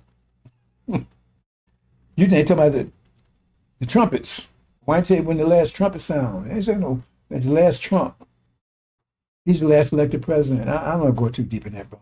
I tell you all these things, it's all it is, but you don't see it. It's the last, why I said last Trump? Well, there's been two Trumps in it. First one, then this one. I believe I went alone, bro. Then you tell you everything. Right? This is last Trump. This is last. Why they call some other musical instrument? You understand? That's what's happening. So they're confused because things are happening too fast and their brain just can't keep up with it. That's why I said, why y'all do this? Why are you doing this? Why are you doing that? Your brains can, if you're gonna not be tricked into distracting energy into this American dream, all that stuff. There's no less world life. There's no point hereafter. That's what they're trying to do. They're trying to distract you. That's what Farrakhan's job is, because he's telling you, hey, they ain't the enemy. We want to be with them and help them out. Then he said, if America's going to be attacked, he said, yeah, I'm saying, like he said, if America comes on if somebody attacks America, we're going to fight for America. Really? See what I'm saying? Would you help them? So I hope you understand that. That's what's going on here. So these are people, remember, they don't think it's fast because it's deprivation. They think much deeper. So say, look how slow they are. Yeah, we think it's slow now because of energy deprivation. But every time energy waves, our energy level increases, so we can go all the way. Right? It says there's a 100-story building. We can go all the way to 100 stories. Maybe they can only go to the second floor. We go all the way. But right now we don't have enough energy, so we're tired. We can't get up more than, man, I'm tired. I can't walk more than two floors right now. I'm tired. But you have the ability to walk up 20 floors. Right now you're just tired. You can't do it because of energy deprivation. But they only have the ability to go up 2 stories. That's all they can go. They can't go anymore. I don't care how much energy you give them. Hope you understand that, brothers and sisters. So I'm gonna go into my main point and then see my not see my the Caesars. So give me a minute, and then we go there, and then I'm gonna close.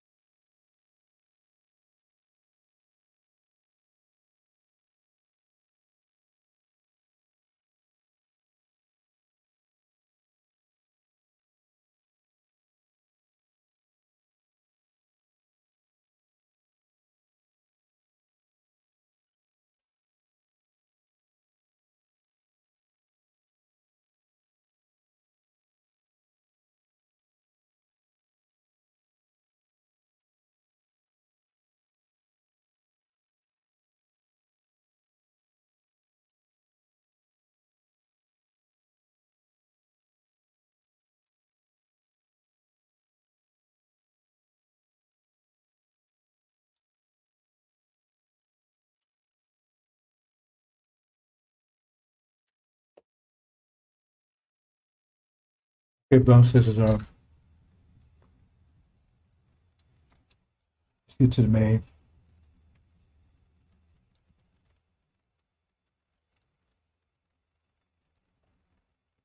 Well, let me speak this. Here. Now, according to Elijah Muhammad, 6,000 years ago, we started the process. So where we got to here, 1860s, where the bottom was 6,000 years, 6,000 was at the bottom, in the worst condition. That means we got 6,000 years to pull ourselves back out. That's why Master Muhammad made God would be ruled through a period of time, not Adam anymore. 6,000 years. And we got down to the lowest level, energy deprivation. The universe expanded, right? It got worse, worse, worse. Now it's contracting now. So I'm talking about energy got lower and lower and lower and lower and lower and lower and lower. Right? Now the universe started to contract, and now energy started coming back. So we moving back, right? Moving back up. And then this here. See, we all these plans against us keep us from understanding who we are. Because once we rise up, man, we put everything back. Said what's on the bottom will be on the top, and who's on the bottom? We're on the bottom, but we used to be. But now we have to fight our way back to the top. And they want to stay on the top. So all the nations are going to try to keep us from rising. Now we got to battle our way back to the top. So right now they got false sisters up there to convince us that we're supposed to be on the bottom. So they try to make us think the bottom is where we should be. We supposed to be slaves. That's what they tell us. We supposed to be slaves. We're supposed to be here. And that's why false say that, because they're taking our symbol and said they're us. See? Remember, and they're supposed to be on the bottom. But they got the bottom symbol up top. Oh. They're false Israel. Remember, they're Caucasian, they're on the bottom. But they got the bottom symbol on the top. So, and so if they're on top, then we must be okay. They're the top. Right? We directly opposite them, so we must be supposed to be on the bottom. That's the whole idea. But once you realize that that's a lie, and you really supposed to be on top, you'll start fighting your way to the top. They can't have that. See, that'd be a unifying symbol. This right now, it convince our people, we ain't nothing. We're niggas. We lucky to be here. They tell you we was running around in Africa with bones our nose, that kind of stuff. Was all bullshit. But to make us think that be satisfied with being on the bottom. Because this is a symbol, this is a bottom symbol here. It's a bottom symbol. See?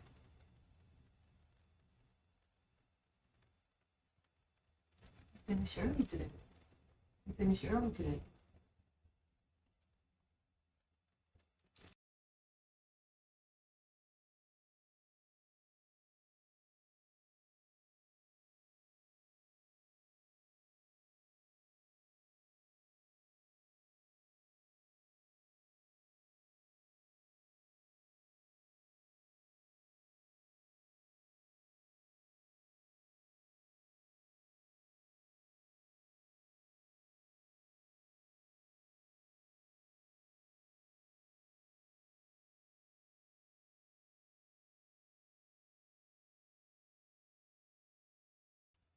Pardon me, brothers, sisters. My wife got my attention.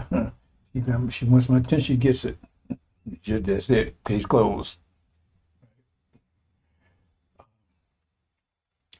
You understand?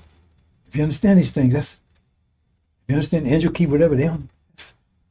That's the bottom symbol. That's the top symbol. That's the symbol of the chosen people. They want to stay on top. And so, and they tell us, that means we were on the bottom. We're supposed to stay on the bottom. We supposed to be slaves, supposed to stay on the bottom. We're supposed to be satisfied with that. If they can keep you thinking that way, they can stay in power. But Master Muhammad's getting ready. That's what that war in the Middle East is all about. Michael's Master Muhammad is going to war with the dragon's angels. Right? You understand who they are. That's Gog and Magog, particularly. That's the angels anyway. Well, actually, if you understand the angel key, right, the dragon is Sunni Arabs. They're gonna be with Gog and Magog when they're in this war. Michael's angels are Iran and Syria. That they got to pause, or they go back at it again. Right, King of North, King of South. But the point is to take that sign down. And we see Jerusalem surrounded by armies. No, its destruction is not. So Jerusalem is their sign. They control Jerusalem. But they don't read it that way. It says, when you see Jerusalem surrounded by armies, it's destruction. They say, no, that's when Jesus will come back and save them. No, it says if they're destroyed, that means they couldn't be on the top. Because the whole reason there to make us think that we should be on the bottom because they're on the top.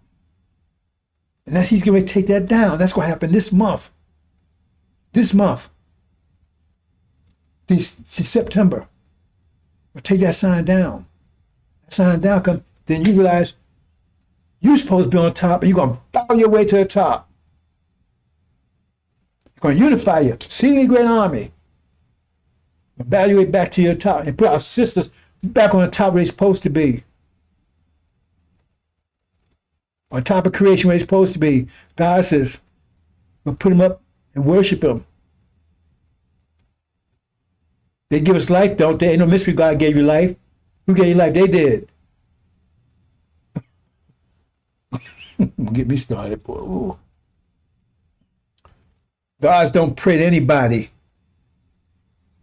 Make on the cream of the planet Earth, God universe. And that's why Muhammad never said we had to pray to him. A lot of Muhammad never even talked about. I'm careful with that one because I know. Yeah, I'm alone. Right. Anyway, this was about to happen.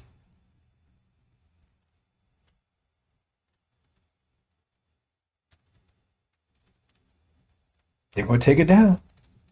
That means that proves that they could. They're not the ones. That proves that we are. They can bring us together. They realize we've been on the. Everybody's been at foot on our necks. We've been down here. We didn't here because we were sinful, like Farrakhan was saying. We was pushed down here. They abused us. 400 years. They abused us. They inflicted us. Kept us down. This. Now all of a sudden we come together as a senior great army, and we're going to battle our way back to the top. Battle. A day of battle. Day of vengeance. Vengeance means something happened to you. So now you're going to repay it back the consequence. Farrakhan, though, he don't want that. Why? Because he's part of the problem. That's what's about to happen, bro. Says this month. That's a tough call, ain't it? I'm gonna call it. I always say it's up to Master Farmer to make the final move, but I'm totally convinced it'd be this month. That's my math. That's my math. My math is messed up. I'll be in trouble, won't I? Okay, let's get to the main thing. We're going to talk of seasons. It's powerful seasons, bro. It says because it's right in front of your face how powerful you are, but you don't see it. I'm gonna explain it to you. It's when mentors in heaven and earth will come to you but of a sudden. If you understood physics instead of NBA and everything, you understand that means we have to be a center of the universe for that to be true. There's other kind of math that prove that, other kind of physics, but basically you have to know that. It says it's mentioned, it comes, earth has to absorb it and change it. What was mentioned, that means it has to be energy. It has to be absorbed by the earth, and then earth convert to form that we can use, food, better food, air, and everything else. Okay. Where's going on?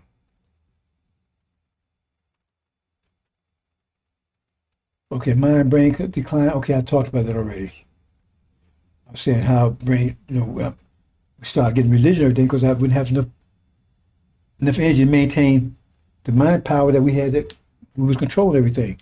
Our mind got weaker and weaker. Our brains got weaker and weaker and weaker.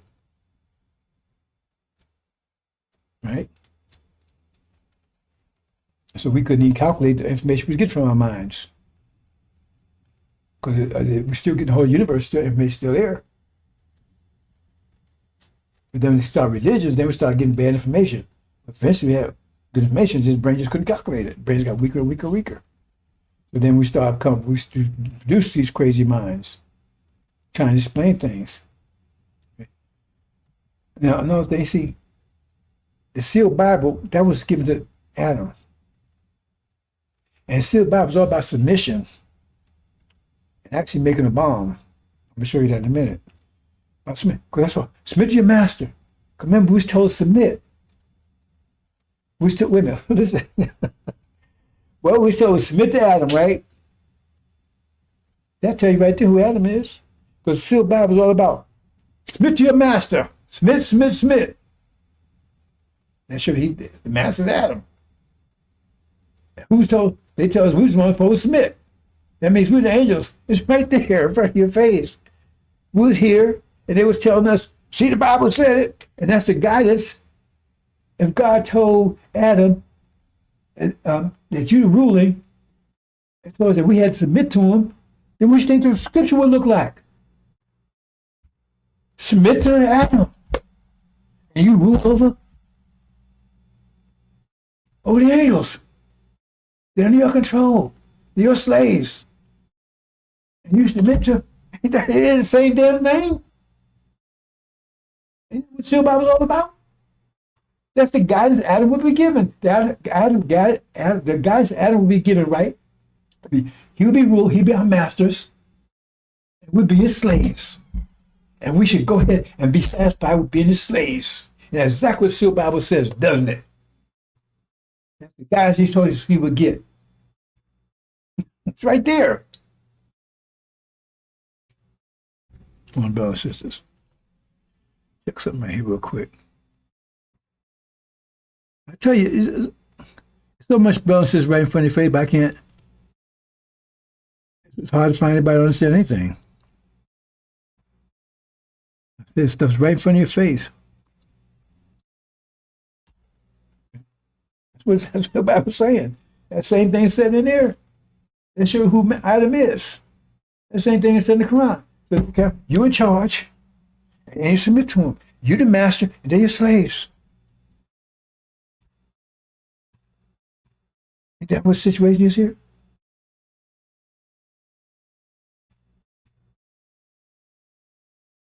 And what? As soon as the Arabs, they refuse to be their slaves. Right? Is that the story? Isn't that clear enough for you? Move on, brothers and sisters.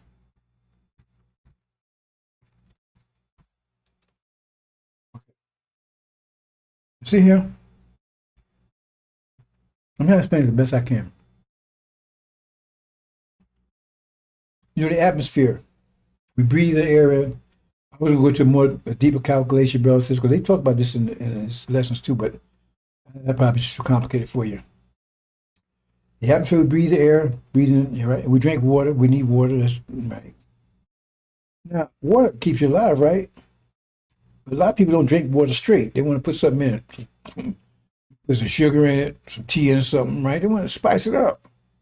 There's spirit in it. But you just need water. But most people don't drink water straight. Right? And so you got the atmosphere. Now you breathe in the atmosphere and you listen. Remember, that's where your hearing comes from. The vibration of the atmosphere. Vibrate, and also the scent. So you breathe, but somebody wants to spice up. They want to put fragrance, perfume, candles, right? Because if you didn't have that, you'd just be breathing in. You're still alive. You wouldn't smell anything. And you hear other people talking and stuff like that, you know he sounds. And that's good, right? Keep you alive. Like drink water, just plain water. So take sessions that's your life. Drink plain. You always do drink plain water, right? See, and you this normal sounds of people talking, whatever, right? See, and you don't smell anything. That'll keep you alive. But there's no spirit in it. No spirit in it. So you want spirit in it, right? I want to put something in that water, right? I want to take right? Put some fragrance, put some rose fragrance, right? Put spirit in it. And I want to get the air to vibrate music. Then you got spirit in it. You understand that? Hope you understand that point. Right? Okay. Now, I'm gonna cut to the chase here, bro. Since maybe later I'll go into more detail. But right now, music, right? Now that comes from our emotion. It's an emotional thing, emotional connection. That's how you react to an emotional connection, right? Purely emotional. So like if you feel bad, music make you feel good. Definitely, it's a direct connection, emotional connection between you and music. You understand that now, right? So the music is going to is direct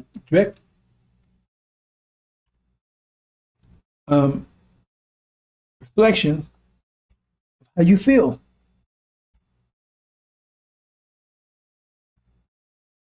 Understand that. Because I listen to Beethoven and that kind of stuff, right? You understand what I'm saying? You understand that. So how do you, remember you got it, Music don't happen by something, we put roses there. But music, we make that from emotion. It's expressed by emotions.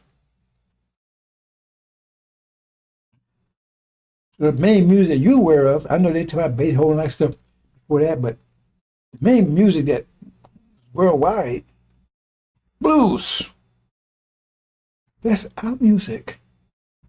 That came from us. It went all over the world. So we had the atmosphere vibrating, reflecting our emotions. When did that happen? Look at the 1860s. We broke our chains. We had the blues. We had the blues. Don't take my word for it. Go look it up. And it spread all around the world. So you mean, wait, our emotions, we was in chains over here, we nothing, we're on the bottom. Our emotions are affecting the whole world. Because remember, we put out there, and that affects them. Now, remember, it come from us, it's affecting other people. But it came from us. We didn't get it from anybody else. It came from us. It's like our emotion. So if everybody's affected by it, that means we control their emotions. If they're affected by our music, we're controlling their emotions.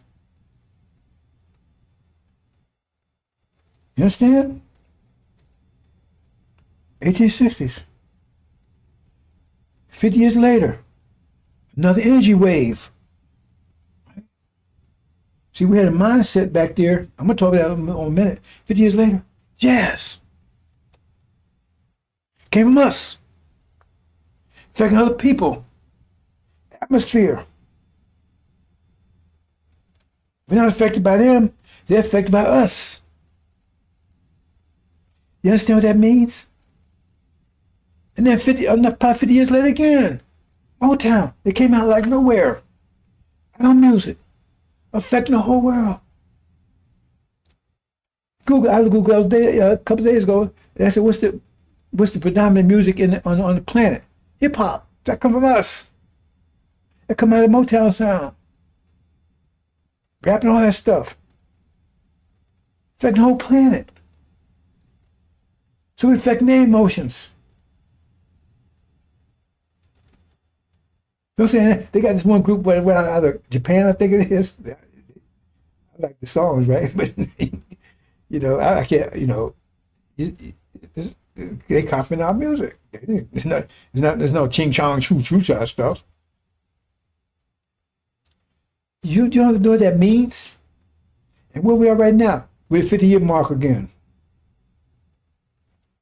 Each one of those sparks. There was one day it was there, next day when they weren't there, next day it was there. It was accompanied by resistance. And now I put victory because I don't know what. I know that's what it's going to say, because at that time we're going to be victorious.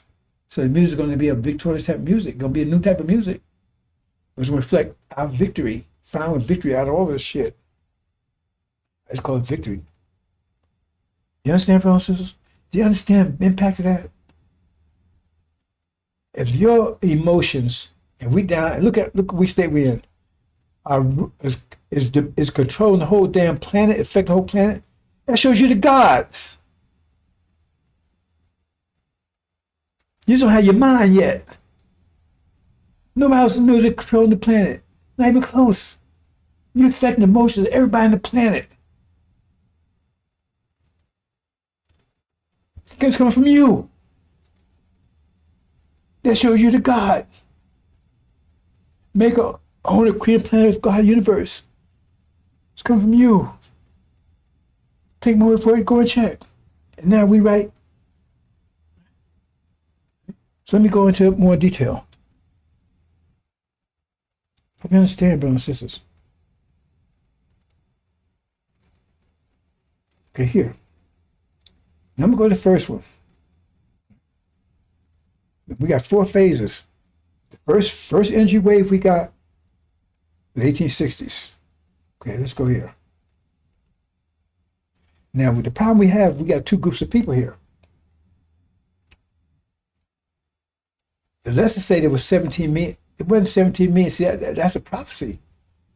Because there's probably 34 million black folks in America. There's only 17 million original. Other 17 are demons. Wolves in sheep clothing. Right? Skin folk. So they got the nature of their devils, daddies. And we got original. Don't go by skin color. Understand that? So we had the blues because we didn't know what to do. Coca-Cola. They didn't even in the fields anymore. So we didn't know what to do. We weren't supposed to be slaves anymore. We still slaves. You're still slave now. You just don't know it.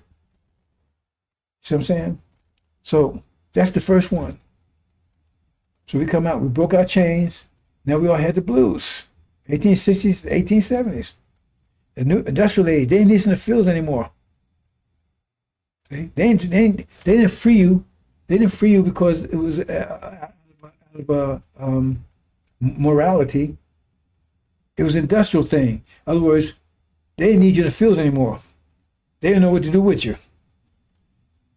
So the slave master was taking to farm you out to the factories. They called them plants at the time. Plants, plantation. So it's put, and so say the guy said, I'm gonna pay you $5 an hour, right? That's what we play. We said, well, the master can say, you can have my slave for $1 an hour. They won't get the money, you won't get the money. And the other wife said, well, you can't do that, man, because we can't work for $1 an hour. See, that's what they're mad about. That's what it's really about. It wasn't about freeing you.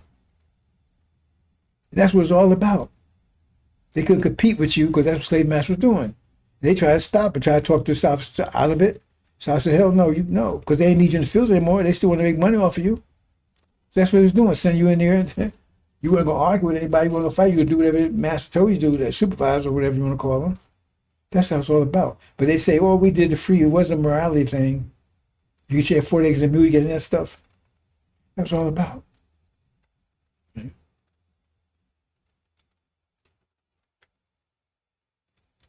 And by you working it right, I mean, you had to they'd start letting you learn stuff. Because now you're working, you had to work around equipment and stuff, get this. So you had to learn how to read or something. So now your mental, so, but for 40 years, they wouldn't allow you to even think. Your thinking was reduced to yes, master, no, master, how much you want me to do, master. Can I kick your ass? Can I lick your butt, master? Why, you got ass, nigga. Okay. That's the situation we was in. Pissing out mouths and everything else. Raping out women. Instead. So we had the blues. So that was affecting everybody. Is there any major music in the world today that you know about? Out of Arabia, out of China, even out of so-called Africa? Any major music coming out of those places that you know about, unless a copy of what we're doing? No. And we're affecting the whole planet. You don't know who you are, but once you find who you are, you're going to see how much how powerful you are. The only problem is you just got to unite. Once you unite, it's all over. They need you in the fields anymore. What are they going to do with you? And that was the thing. Remember, you had two groups. Because probably 17 million of us, and that's why I said 17 million. You're talking about back, you're talking about how it would be when the time comes, the end comes. So you had the demons, slave masters, black-faced children, like you saw in that movie Django. He was probably DiCaprio's brother, probably his same father. They wanted to stay, sharecroppers. They wanted to stay with master. Others wanted to get away from master as far as they can get. So they ran to the cities. They had two different ideas. Because they got two minds. Well, we both had the same mind, because both mind devils gave us. We had two different natures. So one wanted to cling to master. One problem they got with master is that master won't treat him like he treats white kids. The other one get the hell away from master. Right? Two different ideas.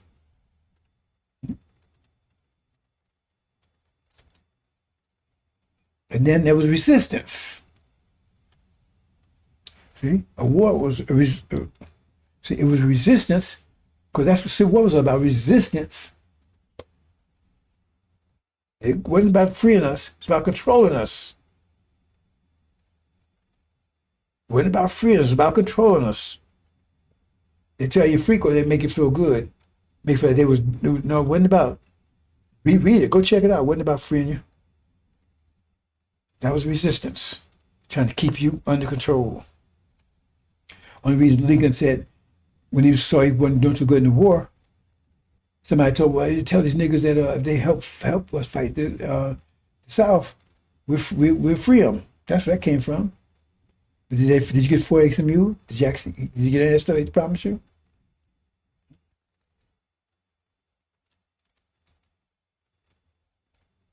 And this is concentration camp. That's not a good picture. This is us back there, 1868 blues. See, you have two different ideas. The original people ran, tried to get away from mass. They ran to cities, and the demons, they stayed sharecroppers. They want to stay with Massa. They're two different ideas.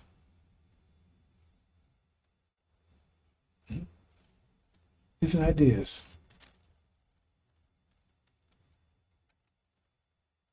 That's Frederick Douglass. He's the one that yeah, the center of that. But there's another person I'll get to it. Okay, then probably 50 years later, approximately 50 years later, I keep probably not exactly 50, probably 50 years later. That's right in the ballpark, right? Electronic age. Right? So different things. Right? Things are changing. So you got another energy wave now. So now you don't have the blues anymore because you're more energized now. Got jazzy. But they was calling you niggas in the first one. Now they call you color people. Now you're not niggas anymore, you color people. Jazzy. Start feeling jazzy now. And you got people like Noble Drew Ali, Master Muhammad, Marcus Garvey, right? And you had two different mindsets. Remember, you get further and further apart. Because we all together. We wasn't totally all together because we was in the fields, we was all slaves, but you had those in Master's house, right? The house niggas and the field niggas. So we was even divided then. But now coming out of that, right? You got two mindsets. Well, I want to stay with Master. I want to get the hell away from Master. Second stage, you're jazzy.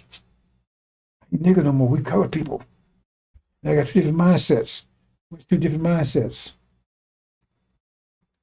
They need you for manual labor anymore. Eurocentric, Afrocentric. All the time the world's moving faster, right? And they're having a hard time controlling it now. That's why the resistance is trying to keep you under control. It's harder because you're demanding more. You're assertive. You're demanding more control. So this could be this is accompanied by a resistance too. I'm gonna show you in a minute. Eurocentric. Oh, we may need more like that was Du Bois. We need more like white folks. We need to dress like white folks, talk to white folks. And Afro said, no, man, Marcus Garvey, Noble Drew Ali, Master Muhammad. No, we need to think like we used to think, Afrocentric. Two different ideas. Two distinct ideas move further apart. Because we're two different people. They try to say we're all the same. That's Farrakhan's bullshit because he's trying to hide the fact that he ain't the same. He follows the devil. He's not one of us. That's why he don't want the Abraham to come because it doesn't apply to him. He's not the seed of Abraham. He's seed of a devil.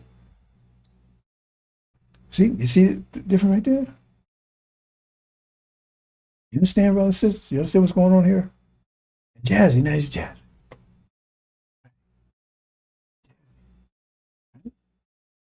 Not trying to find black styles and all that kind of stuff, right? You get jazzy now. We try to think. Right? So, right, there was a red summer. We don't even know about that. It was all over the country, 26 cities across the United States. Racial violence, red summer, 1919. But now you get more energized, you're trying to keep it contained. Everyone accompanied by racial strife. They're trying to keep control because they lose control. They move much faster than their brain can handle. So that means they're turning violence. See, here's NAACP, here's Du Bois, here's Marcus Garvey. Elijah Muhammad was an officer in Marcus Garvey's movie before he met Master Muhammad. But this too, see, they call it color people. It'd be white people. act like white people. He said, no, man, we want to try to figure out, try to act more like people in Africa. You understand? That's two different ideas. Two distinct ideas that operate at the same time. There you go. See, here's Du Bois. What does these people be more like white folks? Here's Marcus Garvey. Which black cells. Get acquainted with our black cells. No, we need, because they are devils. They are white people, just in black skin. Understand? That's Du Bois. And then, 50 years later, another 50 years, remember that? It's coincidence? You know any other music form? They say ragtime. Ragtime was a form of jazz. Go check it out. Ragtime was a form of jazz. So but it still came from black people. You know any music form out there right now that's probably anybody that's moving to or rocking to that didn't come from us in the whole world? You mean they could come out some Indian music or Chinese music that's affecting the whole world? I never heard any of it anyway, but it exists.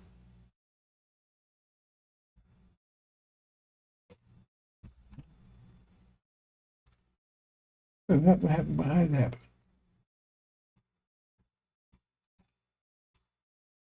Right, I'm saying, brother, how did it happen? Oh, I tell you, didn't all my equipment. You'd be surprised the things I be dealing with every day, bro. It's just disappeared. My TV, I look at app just disappeared. News app I watch just disappeared.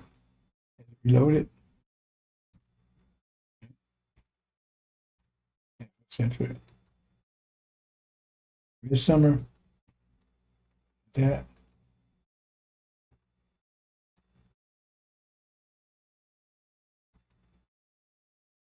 Computer age.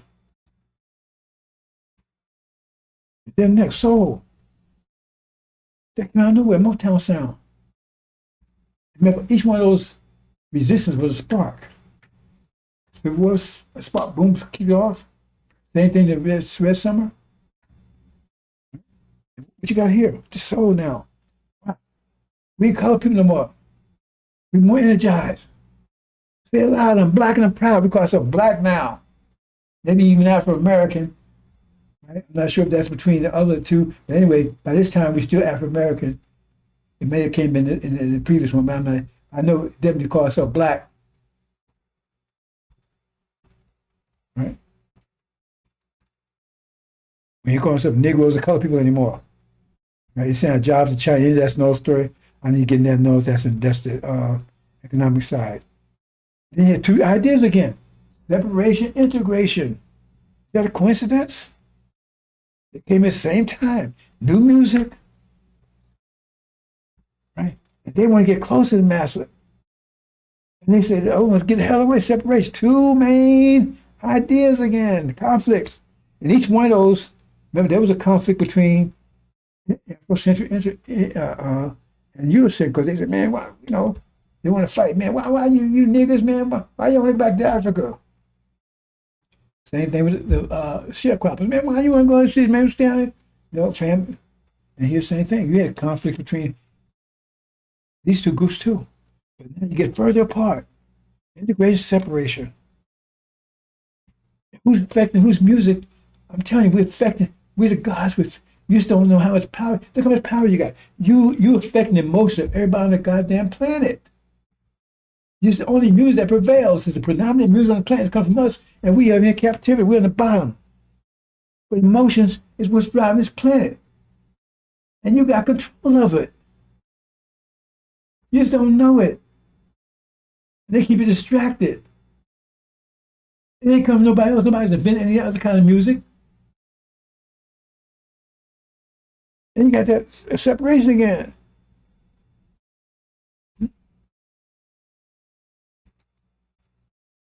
Then what? Violence again. Even greater violence. These erupted all over the country. The so-called civil rights movement. Watts, Detroit, Newark. See what I'm saying? Again, try to keep contained. It's harder now. Harder to keep us harder. Keep us contained. You understand, brothers and sisters? Music is rocking. It's getting more powerful. Every time it moves, get more and more powerful.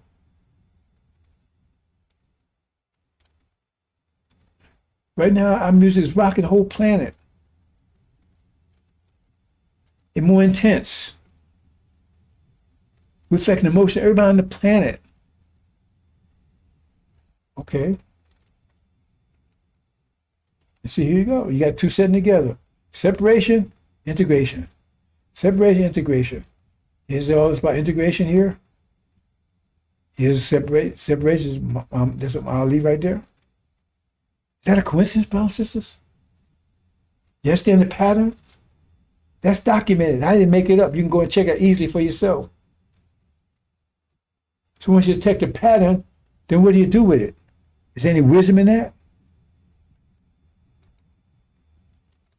Okay, we're at that point again, 50 years. Right? Now 50 years, right? 2020, 2030s, right? We're right in the middle. So we're about to experience another energy waves already hit the earth. They're coming to you but of a sudden. So it could happen today, tomorrow, next week, maybe 5 minutes from now. Maybe it's happening now. AI is new age too. So what's that going to mean to us? Follow that pattern, what does that mean? It means we out of here. Separation, integration. Next step, we stay, demons stay. We go, demons stay here. That's what it said. Demons going to stay here and fight, switch country, and we out of here. Two different ideas. And you got one promoting one promoting another. And basically, right, you got two, right? You got a demon, Farrakhan, he's promoting to stay here. And take this country. Country belongs to us, to them. He wants reparations. He's on that side of it. Suleiman's on the other side. Get the hell out of here. We won't leave. You see the pattern, brothers and sisters? And that's the two main ideas you have right now. Two main ideas you have right now. And new music will come in. New music on the horizon. When this both going to come at the same time. One of a victory, because now we finally overcome these devils. We out here on the way home. Is that a coincidence, brothers and sisters? You don't need for anything anymore. No, they remember they had less use for you. Now with these robots and everything else. Let me say this, I'm gonna close, brothers. I can't. I'm not. I got more to this. I'm gonna get to cut to the chase here. You know,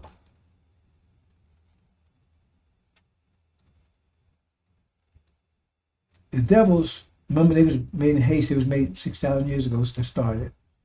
The Adam. This is the last iteration of Adam. The Adam is in the Quran is the last one, the last 500 years. That's when it come out of the Dark Ages. That's chapter 20. Read chapter 20. That's European history.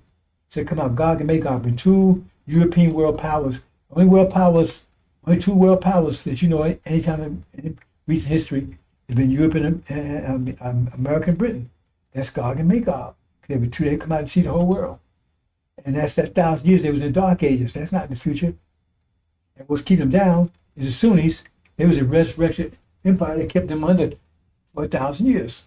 Remember, they're going to go there, right? Okay. Understand that. Okay. So, the point is,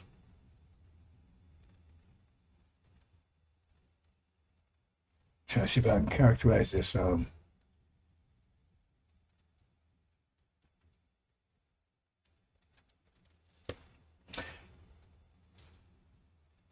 See, they cannot survive. Remember all this pressure and everything about the atmosphere, all that kind of stuff? See, because our music dominated, that means it's suppressing them. Because their emotions, our emotions override their emotions. Because that's not their emotions. They were that honky tonk, my Jane, with the hell, whatever. That's what they was doing. They trying to call it rock or something. they were metal. It's still like Elvis Presley, all of them. They say it's still from Chuck Jackson or whatever. Still, I know you don't understand that part. You probably understand many of that is. Bottom line is, they cannot, because if you understand these cycles depend on the biological, what I want to call it, environment, not environment, nature, no,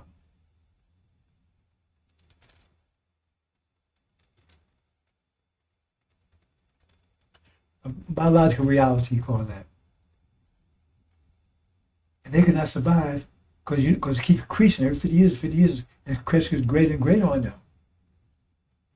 And so, and we the biological element, we the biological that's becoming more assertive, it's putting more pressure on them, and they can't control it. So they figured out the only way they can survive is get rid of this biological reality. That's their plan. Because that means they get rid of us too. That's why they built all these robots. And I knew right away about a few years ago when they let on, this was Biden, he let on, I don't know if he's supposed to do it or not, but he let on that they was able to make these mechanical arms. They make kind of arm, you can't touch it, you grab things, but you can't feel it. There's no sensation of feeling there. But now they was able to do it electronically, you have a sensation of feeling. So they make, so in other words, they can make a body that you can feel everything else out of metal. But the problem is syncing the brain up to it. If they can do that, right, and secure the brain and protect it from any external environment, they don't need a biological system. That means they get rid of all us. They don't have to worry about those pressures and all the things I'm talking about, because the atmosphere, they don't need all that other stuff going. The radiation won't bother them. None of that stuff will bother them. They have a nuclear war. That's why you say, why do they keep pushing towards nuclear war? So they're crazy. But they are crazy. They can't keep up with things. But that's what they say. They look at them want a nuclear war. Yeah, because they get rid of this biological system. It means they get rid of us too. Because we the main one. Remember, we the bottom. We rise to the top. If they get rid of us, they have no adversaries. That's what they plan on doing. And now they can put touch in those things. They give you a mechanical body. That body can live as long as it wants, but the brain doesn't die like the regular body does. The body that brings the brain down. If you study, you find that's true. So if they can encase the brain in a mechanical body, they get rid of this biological system, they don't need it. They don't need it anymore. Affected by radiation, all that kind of stuff. Right? You got electrodes. They don't have, I mean, it could be, the whole world could be barren. But they press a button, right, and they can see a paradise. They got these glass stuff there right now, right? So you got a mechanical body, it's electronic, right? It's like a computer. Press a button and you can have a sexual experience. That's it, working on that. You'll take more focus right now. I got a picture I'll show you. I think I got it here. But they don't even have to, women don't have to have babies anymore. She won't get pregnant anymore. They take an egg out of her, take a sperm out of a man, they put it together like a test tube baby of hers, test tube babies, and put it inside a robot, and the robot produced the baby. They take the brain out of that and put it in a robot, and bam, it's all over. They have that now. Not the brain part, but it may be here on that too. But they got the part to produce the babies that way, test tube babies. They were doing test tubes. Things like that, but that's one of the things because they can't survive this biological universe. Even if they were able to get rid of us, but they can't. Just the biology of this will still crush them. We understand that, brothers and sisters. Let me show you a couple things. I'm going to close. See what I mean here? This is what I'm showing you, see?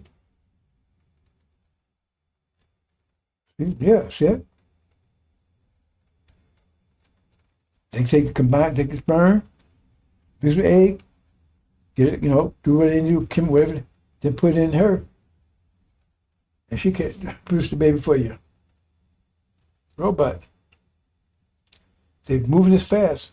They know they got to get rid of us. If we the gods, they got to get rid of us. They're not going to happen, but they're going to try. They're going to attack you. I said attack. That's one. I'm just giving one of the reasons why you're going to be attacked. Gotta put in a lie.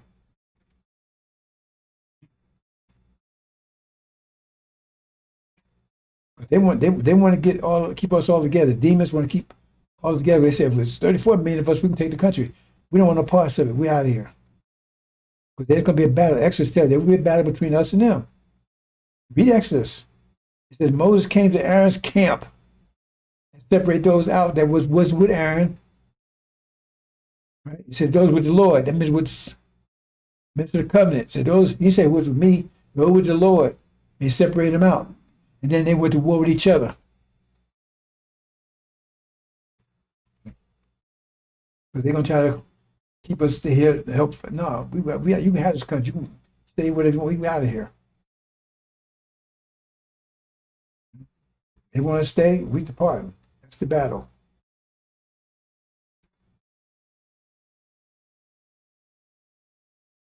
And you read. I'm not going to do these bounces, but you can read on your own. So what Moses said, because it says when Moses came, it says Aaron had turned people crazy. He said, okay, that's my reason. Do I have that? That's what I may have. Oh, man. Oh, man. I don't know why it does that. Okay, I don't know why it does that.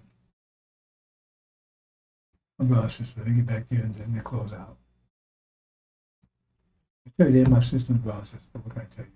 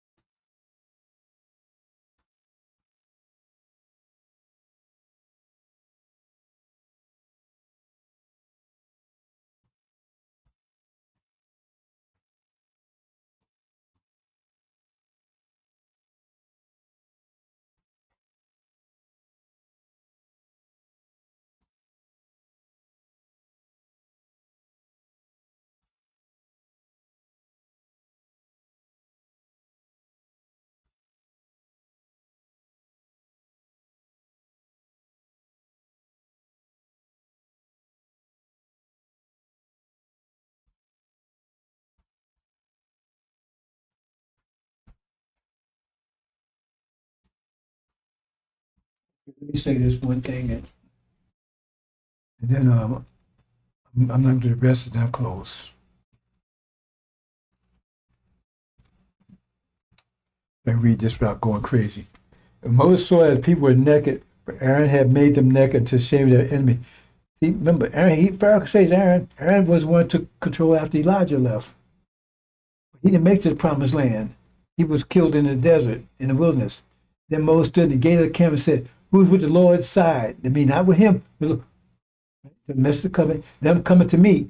All the sons of Levi gathered him together unto him. He said to them, thus said Lord God, put every man, in other words, they went to war. They got rid of all people that still with Aaron. I mean, he got Aaron with Aaron too. I'm going next one, brother and sister. You can read at your leisure. And that's the demon war. They talk about the locust war. Because they're going to stay here and fight. They're going to stay here and fight, try to take America. Remember, they won America. They can actually take America. America's going to be total disaster. It's going to be total. Remember I said the devil's going to be totally confused because things move faster than they can think.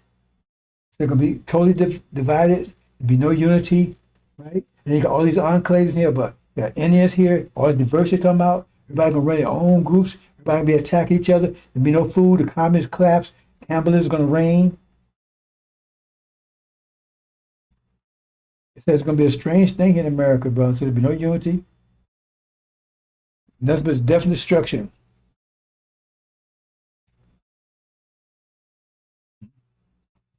Here's the heaven is over here. Hell. They don't want you to know who Suleiman is. They don't want you to know this message of the covenant is. That's another story I was going to go. I was going to do a detailed presentation on that today, maybe tomorrow. And that's where he wants to get you back out of hell. He wants to keep you in hell. He's a demon. We both here together, and we get the jinn and Satan in hell, but they about to be kicked out. Master Farrakhan about to kick them out. Okay. Get the hell out of here. They stay and fight. Surprise, energize. Okay. I'm not going to read this, but tomorrow. The energize, all the good things happen to us because it's energizing. Remember, it's positive for us, but it's negative for them. Oh, global warming, that's positive for you. It's warming, but that's bad for them. It's like, here you are in between Africa and Europe, right? You say, okay, which way you want to go? Well, the Europeans say, I want to go back to Europe, man. It's cool up there. You say, I want to go to Africa. It's hot down there. See what I'm saying? Same idea. But demons, they got the same nature as their devils. Daddies.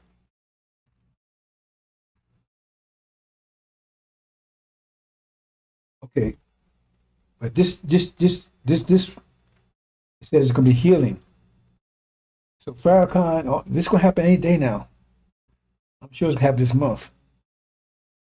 Energizing. When energy hit, remember, you're gonna energize. So you're gonna be healthy than you was before. Hit. So some people maybe at the edge of death, right? They come back to life, not just not totally. Depends on how everybody gets the same amount of energy, right? So if you were that close, maybe you just now you just don't die. You just maybe walk around a little bit. I don't know. Anyway, everybody will be energized. All flesh. Right? So I know that Farrakhan is not. He's going to be energized because it said he will not be destroyed. He will not die like that way. He'll be destroyed when that resurrect, when the ancient day sets, after they cast him out. Who the Lord, he said, who the Lord will destroy, who the Lord will consume, his spirit's mouth destroyed. He had to be allowed to be destroyed. I told him, so that's no story together. He's going to be revived. To what degree, we'll see how bad the offer is right now. So if he's at a 10, he may revive to an 8. What is 8? You know what I'm saying? Different stroke for different folks, right? The Batete River is a jagged lifeline that runs into a harsh desert.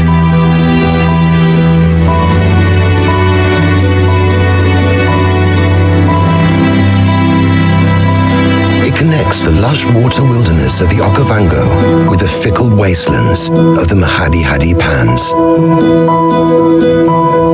For centuries, the floods of the Okavango have spilled into the Batete and brought the desert to life. But over the past few years, this supply has gradually dried up. And what was once a former paradise has become a killing field. Herds of zebra fight over what little water is left.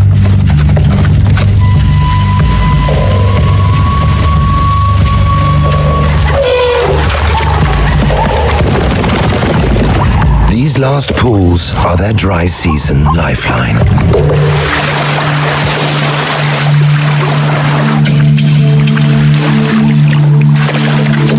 But they're not the only creatures struggling in this harsh environment.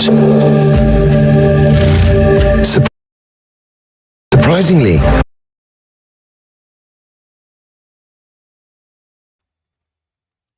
Reading, I'm showing that, brothers and sisters, because that's another phenomenon. Remember, we get this energy wave. We live off this. That's what it says. We don't man live by breath alone, but every word come out of the mouth of God. That's what they talk about, is energy waves. So we living off of the last energy wave. The whole planet is. So if everybody gets the same amount, if we use it all up before the next one comes, then we're in a drought season. That means we're going backwards a little bit, and right, 'cause our energy levels drop. So say, because like in the desert, say sometimes I think it's Serengeti. I think it like rain once a year or something like that there.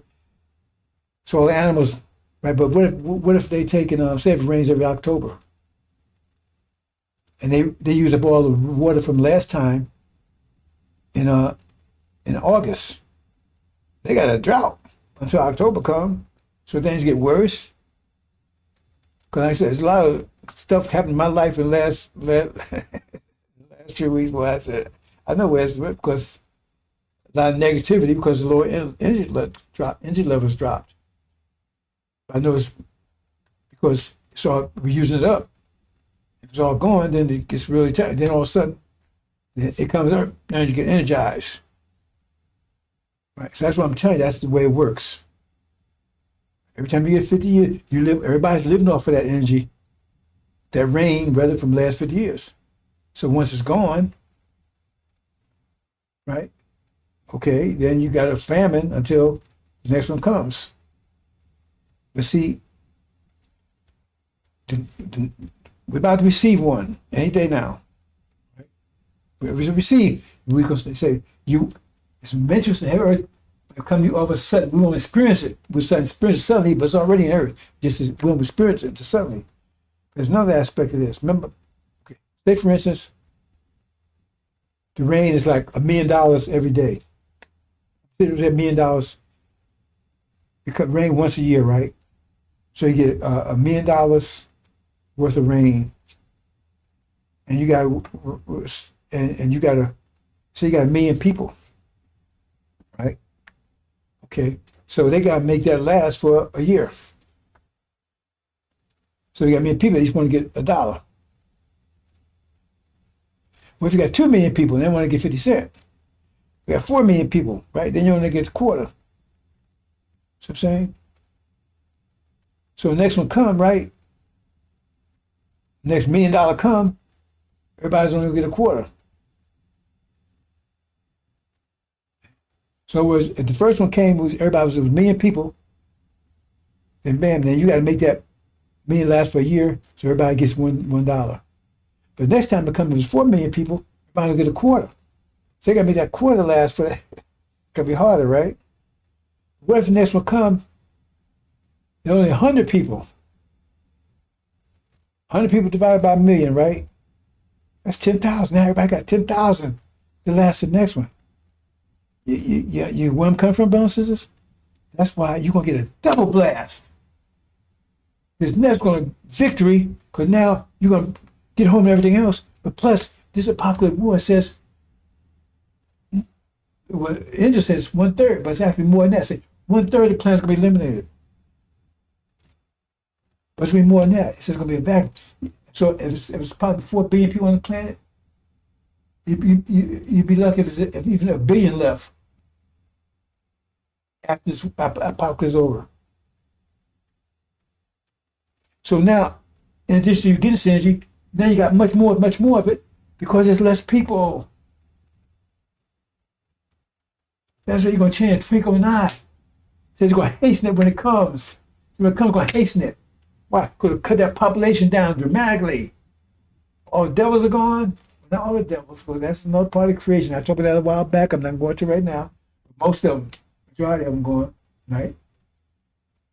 Death and Hades are gone. If you understand, you know what that means. That is, and they're the most populous on the planet. Right? It says it's gonna be rare. It's gonna be very few people. It said it'd be so rare. It said men would be so rare, right? That 7 women will grab hold of 1 man because it would be so rare. That means you're gonna get a double blast. If you make it here after brothers and sisters on the right side of it, you're gonna so they're gonna hasten it when it comes.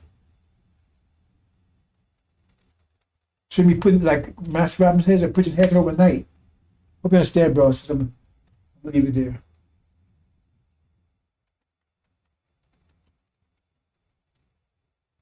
Understand the math, brother. When you understand the math,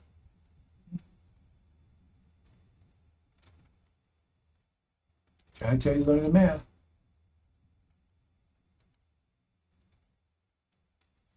The nation was born today.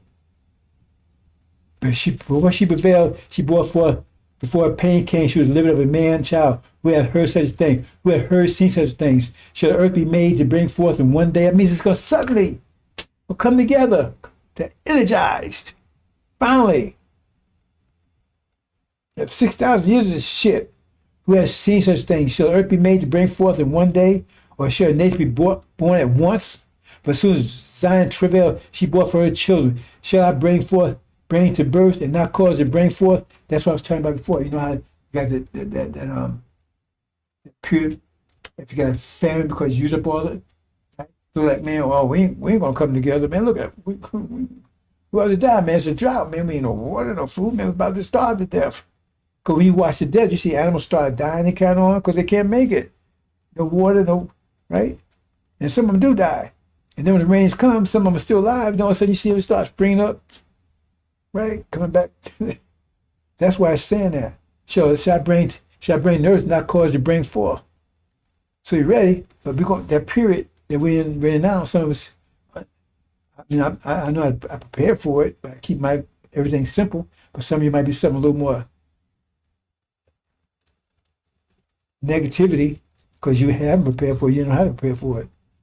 But that's that period for the rain comes. And shall I cause to bring forth and shut the womb? No. We ain't gonna be, you're gonna get that energy if you're alive, you're still alive. It's all the good things that happen to you, brothers and sisters. Nothing but joy once we get the hell out of here. Let's see if this is gonna play, brothers and sisters.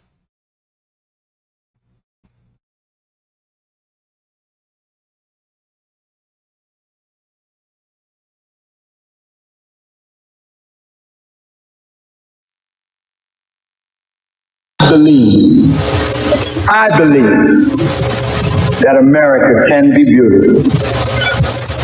How can America be made beautiful? Now, family, listen. My brother Imam Wadafuddin and I have had disagreement. But his followers and mine have never given each other as much as a bloody nose.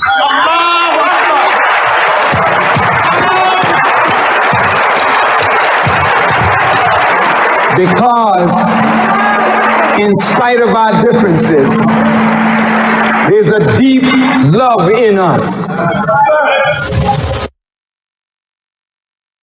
We don't like the things about our nation that is not good, but I don't want to live anywhere else.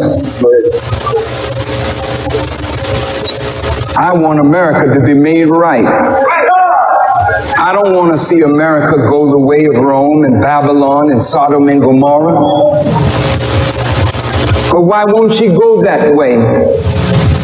If the men of religion and the women of religion keep silent.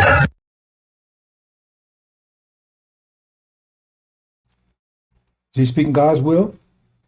They talking last 3 weeks. Will, God's will, God's will, God's will, right? Live a lie. Is that what Allah's will? Go read the scripture. Okay. It's all clear. But due to him, because your emotional status, you never see none of this. If you're about truth, you see right away. He's for the devils. He's always making, oh, the devils. We love the devils. I don't want to see them destroyed. Why? All the shit they did to us. All the shit they did to our women, and you just want to forgive them? Think about that one for a minute. 40 years of total destruction. Beat our women, raped them, sodomized them. All they did, and so our children fed them game, all that stuff. And he said, no, I don't want to see them destroyed. You don't care nothing about our women? You didn't care what they did to them? No, because it's your people was doing it. And does that sound like God? God said he come with vengeance.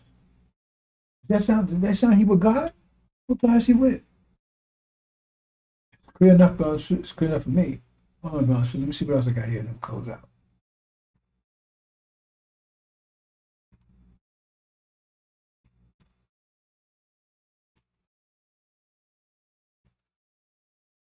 Okay, go ahead. See what happened here? Is this? See, this is they're flicking us, but we told us submit, don't return. Consequence, don't hit her back. Submit.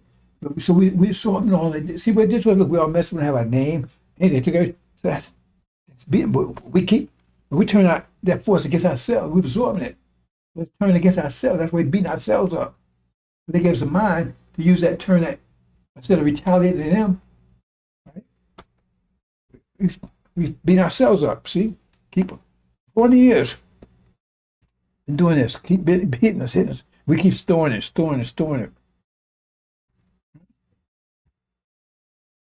And then Elijah comes. Said, no. Don't get yourself. They're the enemies. Then Pharaoh comes, no. Scientology is out your mind. They ain't devils. You're sinful. You're the enemy. You're the problem. See? That's exactly what happened. Then Suleiman coming, break through. Trying to break through. They got that. Right? Trying to lock you down with that bullshit. Then he finally gets through. Put that energy, no. All that stored up energy, not about to blow. Now we're going to retaliate.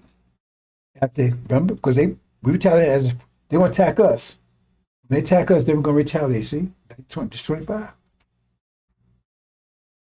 And so it took 40 years to build all that up. We're going to give it all back to them in one day, like it says.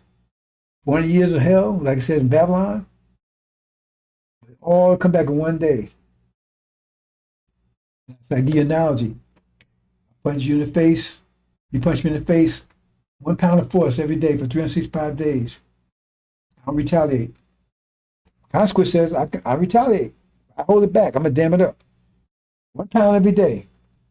So 365 days, 365 pounds of force I've absorbed. Oh, what if I give it back to you in 1 day?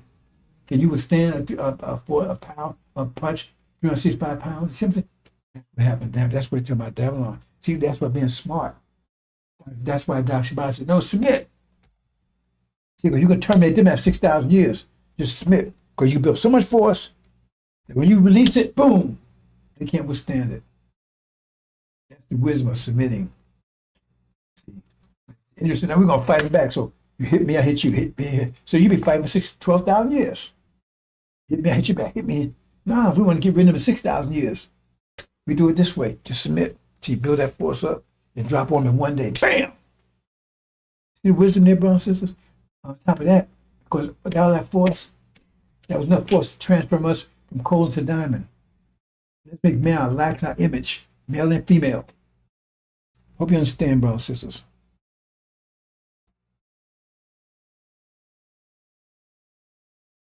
Okay, I'm gonna play one more thing and then I'm gonna close. Real quick. Wait a minute. I don't know where it is.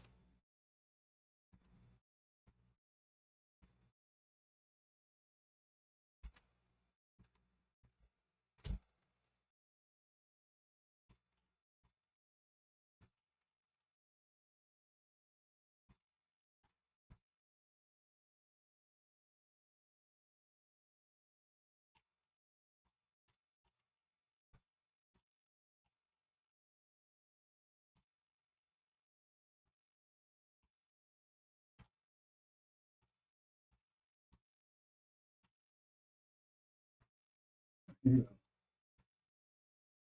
He loved the devil so much, right? Okay, let me show you what you think about you. Remember, him and Wallace, they got rid of the Nation of Islam. Tore all the businesses, everything, liquidated, took the money, left us with nothing. Remember, he and Wallace did this together. Keep this in mind when you watch and listen to this process.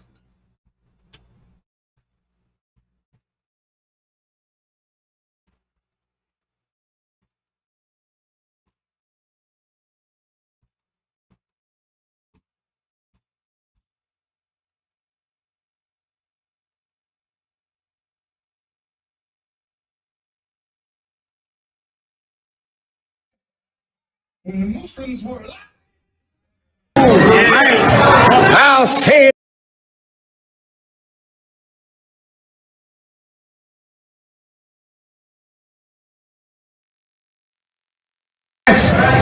When the Muslims were alive, I'll say it again. When the Muslims were alive, you dead as hell now on both sides. Yes, sir, brother minister. Yes, we are. Yes, sir. That's real, brother minister. Both sides. That's real. Wake us up, dear Apostle. When we was alive, we set up schools. That's right. When we were alive, we had supermarkets. That's right. We owned buildings. We owned farmland. We were busy doing something, hiring our people. Well, I'm telling the Muslims, damn it, if you don't come alive, you will die like you are. And I will say, thank you, Allah, because if they're not doing nothing on top of the earth, let the worms eat their ass.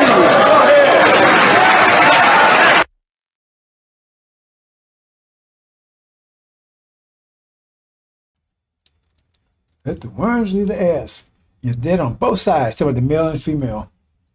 That's what you really think about you. But he got some nice things about the devils. Oh, they ain't devils no more. We want to stay here with them. I want to see America be destroyed, but he want God to burn your ass.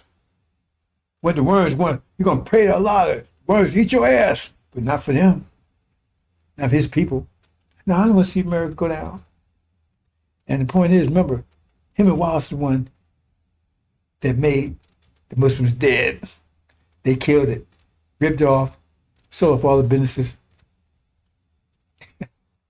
That's your Farrakhan moment of clarity.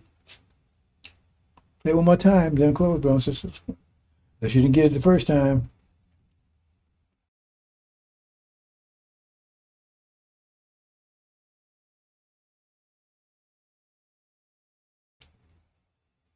That's L. Ron Hubbard. That's where they really, if you go over there, you find out that all they do is talk about L. Ron Hubbard's engrams. They talk about how much Farrakhan did for them. It means Scientology. That's no story together, bro. Let's move on. Okay, here you go.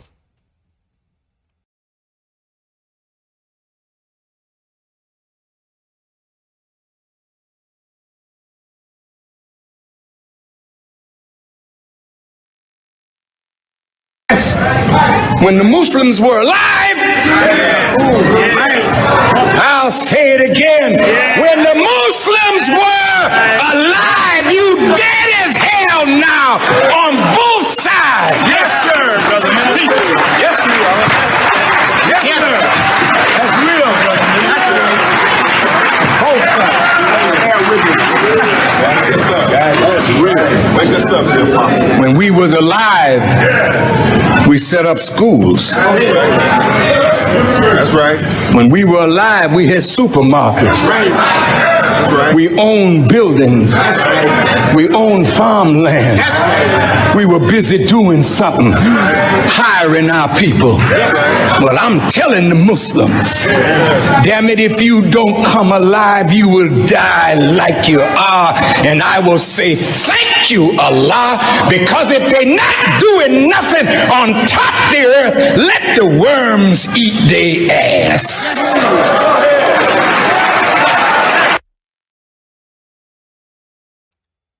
Guess you got that, brother and sister. I need to play it again. That's your man there.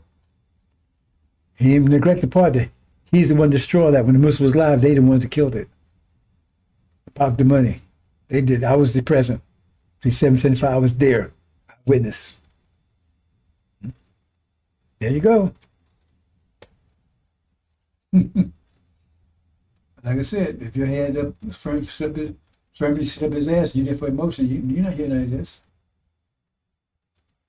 You have to be about truth, and then that's clear. Okay, I'm gonna close out bounces. Muslim was alive. There's hell now. Worms, eat your ass. After this is test of fortitude, and that guy.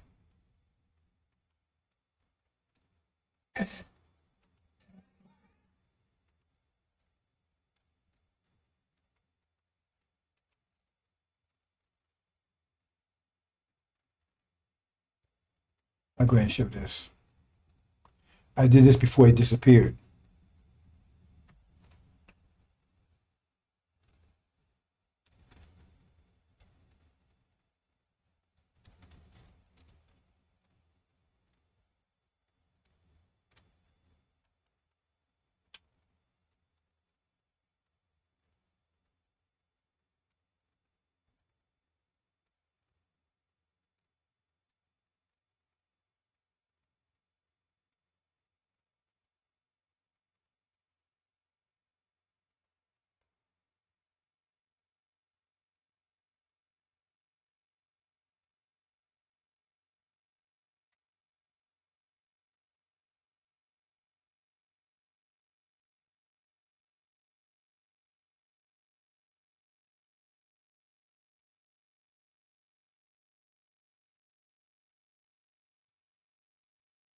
My problem right now, we are mixing. Oh, before I close, I mention one thing. And that's why your music, you control the atmosphere. You also control the weather. A lot of people talk about that a little bit. Maybe talk about before I got there, when I got there, you mentioned a little bit. You breathe in air, you breathe out air. So it means air is currents, weather is currents. You create a current every time you breathe air and breathe air out. But you controlling, you the one causing the currents that's controlling the weather. Right? All of us doing it together, right now, we're all mixed in. So our atmosphere, our remember, because that we breathe in, breathe out, that's going to reflect on our emotional status. But we mixing with devils and mixing with demons, so it's all confused. So what is all confused? What if we was all breathing in and breathing out, had the same, based on the same emotional plane? That's current. That's powerful current. We control the weather. And let's say it also. Once we separate it, right, and we're on the same page, Hodge, you're going to see that because music is currents. It's frequencies and currents, but weather is also currents. It's a different type of currents, but it's currents in the atmosphere. And we control that. Right now, you just don't know it. You do have weather, but the weather is reflecting everybody's emotions all over the place. But you know, it's one thing though. All these crazy floods and stuff like that. It seems like it's got GPS on the devil's neighborhoods, don't it? You notice that? We all mixed up. That's what Suleiman has to do. You have to separate chaff from the wheat. You have two armies now. The demon army gonna stay and try to fight for America. We get the hell out of here. The devils. There's gonna be all told this discombobulated and everything else.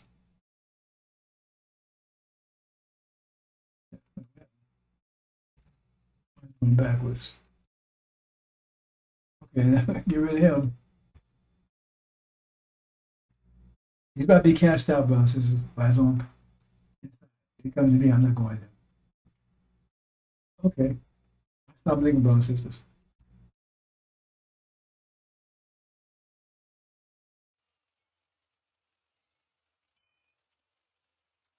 History of the cross. Known by their works. What's the history of the cross? 500-year history of the cross. Murder, rape, destruction, deception, enslavement, burning, terrorizing. To maintain a slavery system, you must terrorize the people 24/7. They terrorize people from Africa and America for 400 years. Constant terror, 24/7, rape, murder. In the name of Jesus.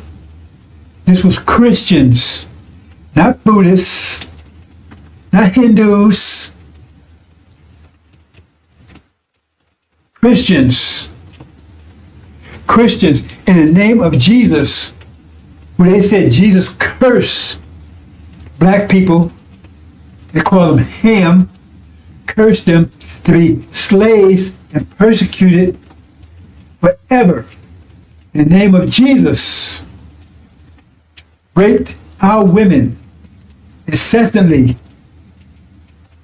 pissed in our mouths, made us eat shit. And they took and tried to clean up, not clean it up, but make it look more fashionable, I guess, by calling it chitlins. That's after slavery, of course, after so-called slavery. Because what was endured was not slavery. Look up slavery. Look up slavery. It does include murder, rape, terror. This is a Holocaust. And then now they try to downplay it. Oh, that was 40 years ago. No, it wasn't 40 years ago. I don't care if it was a million years ago. It was 40 years ago. It lasts for 400 years. And it's enduring today. They took everything away from the slaves. Everything. Their name, their culture, their families, their religion, their minds, everything. Fed their children to alligators as alligator bait. And then they talk about what's going on in Gaza when they did 1,000 times worse. What's going over in Gaza now is simply just a miniature version of what they did. What they did was far worse than what's going on in Gaza. Gaza's bad. It's genocide. What they did was far worse and much longer. That's the legacy of Christianity. Murder, rape, disease. They wiped out the native population with genocide and disease. Smallpox blankets, knowing they was full with disease. Herpes, syphilis, gonorrhea from sleep with animals. So-called common cold was not common. It didn't exist here on this side of the world until they brought it here. Murder, rape. When they was raping our women, there was a cross hanging from their neck. And again, they taught black, and this was God's will. God's will. The enslavement of our people. And they continue on even today. That's the legacy of Christianity, the cross. So where's your rap sheet? Every time they arrest one of our people, your rap sheet. What's your rap sheet? How you going to judge people for murder when you're guilty of murder beyond imagination for hundreds of years? Hundreds of years. Theft. You stole this land and murdered its people. And you crushed the native people here. When the braves would go out hunting, you would come into the camps like cowards and kill the women and smash the children's brains out on the hooves of your horses. This is the legacy of Christianity. That's the legacy of it. The question is, if instead of Columbus coming here, Dracula came here, Beelzebub, Wolfman, Frankenstein, Satan, and they all came instead of Columbus. What could they have done that Columbus and those that followed him did. Satan is the God of this world. That's the God they're serving. They have known him by their works. What are the works of Christianity? What are the works of Christianity? Where's the works of Christianity? Evil, deception, mischief, bloodshedding. It goes on today. And what's going on in Gaza, just reflection and microcosm of what was done here in America for hundreds of years. Raped out women incessantly. They would even rape while they was out in the fields picking cotton. They would jump off their horse and tell them to bend over and rape them. And tell them to keep picking cotton while they was doing it. This is the kind of stuff that they would do. Make one slave defecate and enslave in the mouth of another slave, and then bound it up so he couldn't spit it out for 7 days. That's a legacy of slavery. You did it all in the name of Jesus. That's a legacy of slavery. Legacy of slavery. 40 years plus. Legacy of Christianity. Legacy of the cross. That's the legacy. That's the true legacy. So whose works are those? Who are you serving? Who are you serving? The legacy of the cross. Where's your rap sheet, America? Gog? Where's your rap sheet, Magog? Britain? Where's your mateship? Where's your rap sheet? Antichrist, false Israel? What's your rap sheet? Then they colonized Africa. They're stealing for ripping off everyone. That's the legacy of Christianity. It's been ruling for over 500 years. And now, the threat of nuclear war to finish off everything. That's a legacy of Christianity in the name of your Jesus.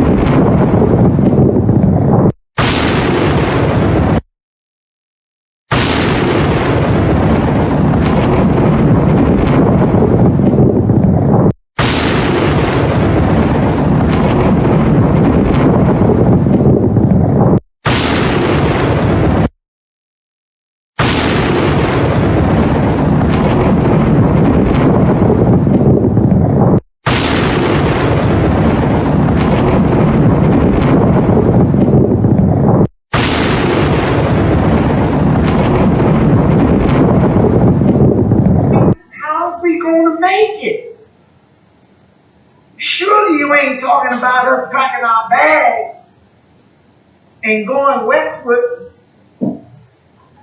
are going out there in the land. Ain't no cities, no towns, no infrastructure out there. Surely you ain't talking about that, are you? No. We ain't going back to Africa. No. This is your land. Our sweat, our tears, our blood has earned us the right to the land. What God wants you to do is come out of their ways. Come out of their pagan holidays where you should be honoring Jesus. You are out here buying bunny rabbits and inviting your children to paint eggs for some Easter hunt. Come out of her. Get the Santa Claus out of your house and a tree that is the way of the pagans. Come out of her. St. Valentine's Day. The heck is that? Excuse me. Come out of her name. Come out of her religion. Come out of her culture. Come out of her way of life. Come out of her educational system. Back to their people. When they was put off on the shores of North America. And this ship, Jesus, that John Hawkins brought our best hero. They stood and stared at it disappearing in the horizon, crying, wanting to return. With their hands stretched out towards that ship and tied in chains themselves bound together.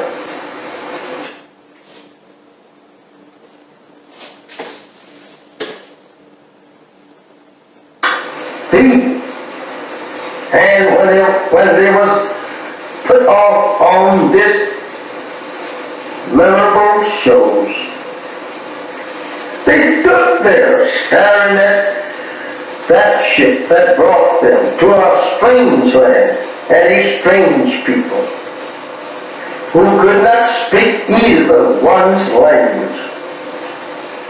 Now they have to live in a strange country and a strange people who had proven to them every mile from their native land that they were going to be the worst enemies that they ever lived with.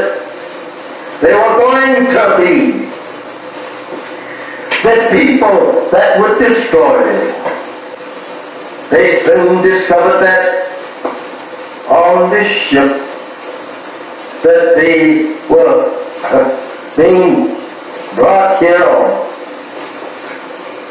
I don't know how we should say anything in the name of Jesus of good for us when this ship was named Jesus. This is how that we have always been deceived by the white man, trying to use Jesus, the name Jesus, to lull us off in a mental sleep, thinking that we are on our way to heaven. This is terrible. My beloved brothers and sisters, this is very hard for us to even to accept today. Imagine our parents standing crying to return to their native land and people, and you here today crying to stay with the very enemy that brought our fathers in subjection to their will. You are now turning your face from your own native land turning it back towards our own prison house and our own enemies who have destroyed us and seeks to further destroy us. How do you feel? How do you feel? Not wanting to return to your people. They are trying to make love with the very people that destroyed you and your parents. How do you feel acting such? And even today, they are beating and shooting you down throughout the country. There is no justice here for you and me. Why is it that you want to be separated and be returned to your own? I ask you that question. Think over your parents on the eastern shore of North America, crying and praying to God to be returned to their own 400 years ago. How would they like, or you like to see them rise up in the judgment condemning you for being such fools as now want to live in the land that absolutely enslaved them and killed them and beat them for 300 long years here. They would condemn you as being fools for not wanting to be separated and go to your own, build up a nation for yourself after the white man say you are free. Remember that.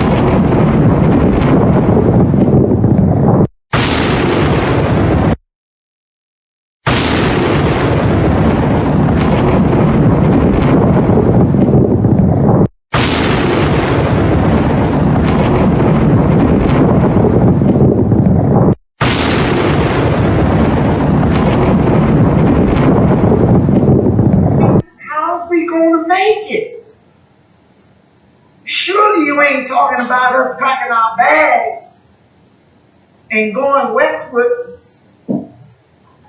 or going out there in the land, ain't no cities, no towns, no infrastructure out there. Surely you ain't talking about that, are you? No. We ain't going back to Africa. No. This is your land. Our sweat, our tears, our blood has earned us the right to the land. What God wants you to do is come out of their way. Come out of their pagan holiday where you should be honoring Jesus. You are out here buying bunny rabbits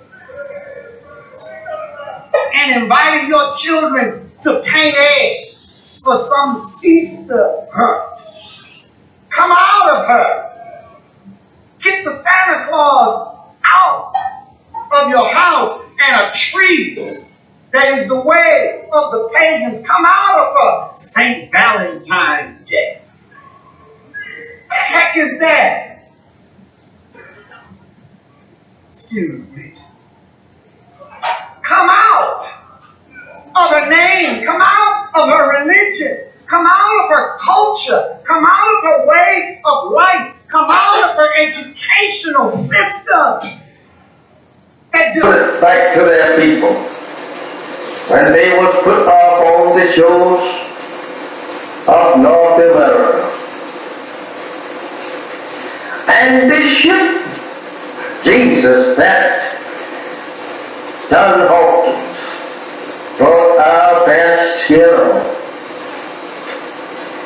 They stood and stared at it disappearing in the horizon, crying,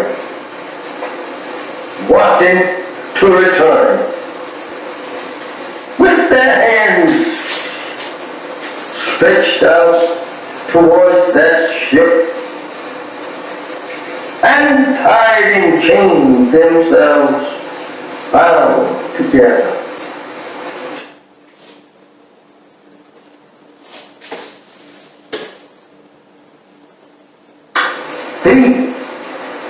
And when they was put off on this memorable shows, they stood there staring at that ship that brought them to a strange land and a strange people who could not speak either one's language. Now they have to live in a strange country and a strange people who had proven to them every mile from their native land that they were going to be the worst enemies that they ever lived with. They were going to be the people that would destroy them. They soon discovered that on this ship that they were being brought here on. I don't know how we should say anything in the name of Jesus of good for us when this ship was named Jesus. This is how that we have always been deceived by the white man, trying to use Jesus, the name Jesus, to lull us off in a mental sleep, thinking that we are on our way to heaven. This is terrible. My beloved brothers and sisters, this is very hard for us to even to accept today. Imagine our parents standing crying to return to their native land and people, and you here today crying to stay with the very enemy that brought our fathers in subjection to their will. You and I place from your own native land and turning it back towards our own prison house and our own enemies who have destroyed us and seeks to further destroy us. How do you feel? How do you feel? Not wanting to return to your people. They are trying to make love with the very people that destroyed you and your parents. How do you feel acting such? And even today, they are beating and shooting you down throughout the country. There is no justice here for you and me. Why is it that you want to be separated and be returned to your own? I ask you that question. Think over your parents on the eastern shore of North America, crying and praying to God to be returned to their own 400 years ago. How would they like, or you like to see them rise up in the judgment condemning you for being such fools as now want to live in the land that absolutely enslaved them and killed them and beat them for 300 long years here. They would condemn you as being fools for not wanting to be separated and go to your own, build up a nation for yourself after the white man say you are free. Remember that.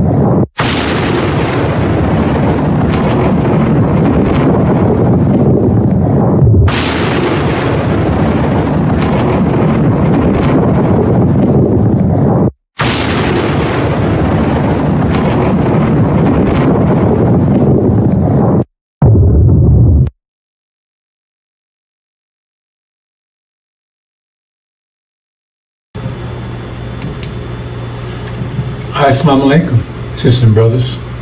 Sulman Rahim here, Veteran of Covenant.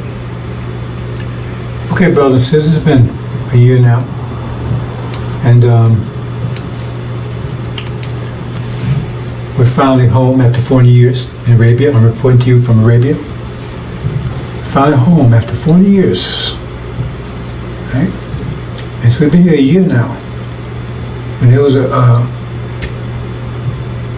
agreement made. A former slave master, he said, we had a choice. Stay here or leave.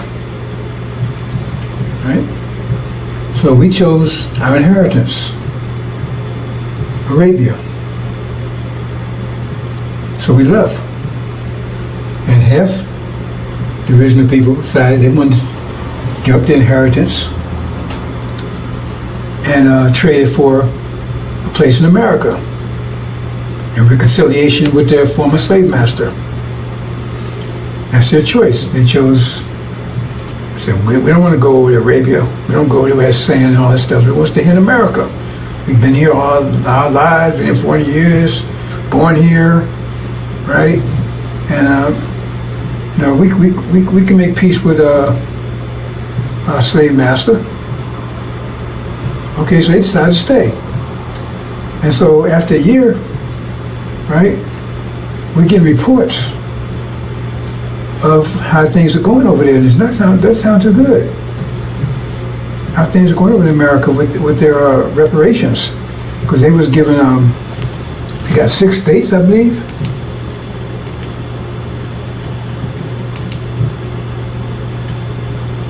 Yeah, see? Yeah. Yeah, they got those 6 states right there.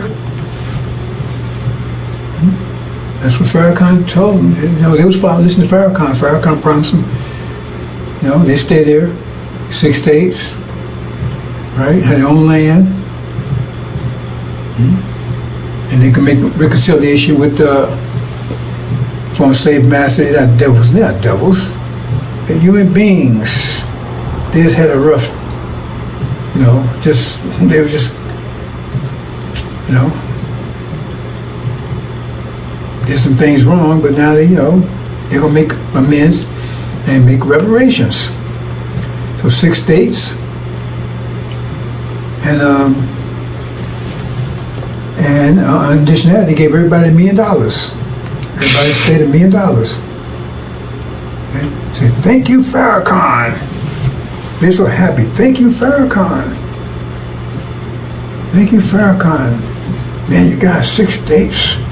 That's what you promised us. We got 6 states. They're thanking you. Thank you, Farrakhan. Right? And this was a year ago. They got the 6 states. Thank you, Farrakhan. Right? Everybody got $1 million. Everybody $1 million. And they're rejoicing. Oh man, they're so happy. Hey, we came, man. We made it. We got America, man. We got reconciliation for a master. We got 6 states. Everybody got $1 million. We're all rich. That was a year ago when we left. Okay, so we're in Arabia. They're still back there in America. And now we're getting reports a year later. This was the way it was a year ago, man. They were so happy. They were so happy. Right? And now we get reports of what's going on right now. Let's see. Oops, it says a power failure. Great power failure in those 6 states. Power failure. And just those 6 states. Right? So, and now they have big and massive, they came asking to turn the power. Well, why can't they do it? Oh, Farrakhan didn't train anybody. He was telling you about 6 states, he never prepared you for them. So nobody knows how to do it. How to turn the power grid back on. So now he's begging, man, master, can you come and turn this thing back on for us? I mean, you would think that if he told them 6 states and promised them that he would have prepared them for it, right? Their schools and education, whatever they needed for that. But now I guess they didn't, because they said over there now he's begging the former master to come and turn the power back on. And then what? I mean, this is all that's happening now. I mean, I'm getting these imports in now, a year later. It's like, They're coming in every hour. Power grid failure, right? Then say, oops, crop failure. All of a sudden, there's no. They looked at the farmers when they done it. Farmers said, oh. So then they asked, Master, what's happening here? How come you know, right? Our crop. They found that the land they gave them wasn't that fertile. A year later, nothing's growing. Crop failure. And now they Master, what's happening here? Right? And then, I mean, all these things, every hour that's coming in, right? And then they look, you know, and man, they had, you know, a year ago, they had plenty of food on the shelves, right? And now, they look there now, and all the food's gone. It's gone. And she said, what am I going to do here? Food's gone. The house is empty. So he said, Master, we need some food. Well, how come you can't produce your own food? I mean, you want your own country. You got your own states. That's your country. Then you run it. What are you calling us for? Right? And so they've been praying. And then, oops, no fuel. There's Master, no fuel there. Well, you got to buy your fuel. You got to produce your own fuel. What you calling us for? You got your own 6 states now. What you calling us for? Go and get some fuel. You got money, right? You got your own states. So you got to get your own. What you calling us for? You said you wanted your own, so now you got it. And you got your reparations, so we don't owe you anything anymore. We don't owe you anything anymore, so what you calling us for? We don't owe you anything. You said you agreed to 6 states and $1 million per person. You took that instead of your inheritance, what you call the Abrahamic covenant, Arabia. You know, your brothers and sisters, they left, they took that was offered to them, they took it. And you said, no, I want this instead. So now you got it. So what you calling us for? Oh, no communications. Oh, man. No communications, right?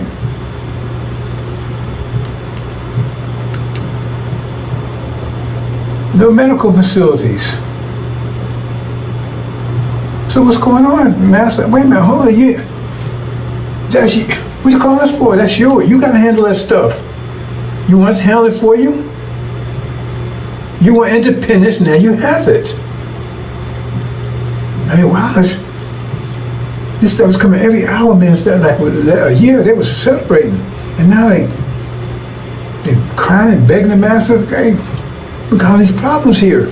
I said, wait a minute, that's yours. What comes about your problems? You have to work those out. Right? No transportation, I mean, no planes, no nowhere. We learned about fly the planes and drive the trucks and the boats and stuff and to go and get this stuff. Well, what you done that for? You wanted this, you got it. So go ahead and get to train your own pilots, build your own planes, build your own boats and right? You see what I'm saying? Transportation, build your own trucks. What you calling for? Yeah, Master, we see this. You said you wanted 6 states, you got it. You want $1 million per person. That was your reparations.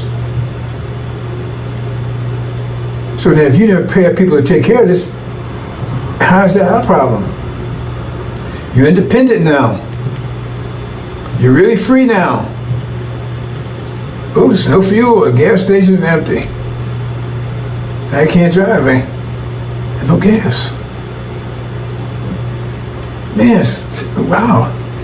All this stuff happened like for a year. They thought that everything was great, and all of a sudden everything ran out. So I guess what happened?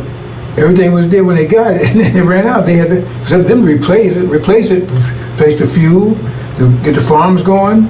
So they was left with that stuff. The factory was full. I mean, warehouses full. Then you had to keep.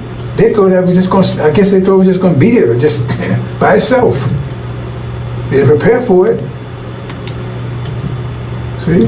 And they ain't trained any engineers and scientists and architects and stuff. They ain't, business. They didn't train anybody.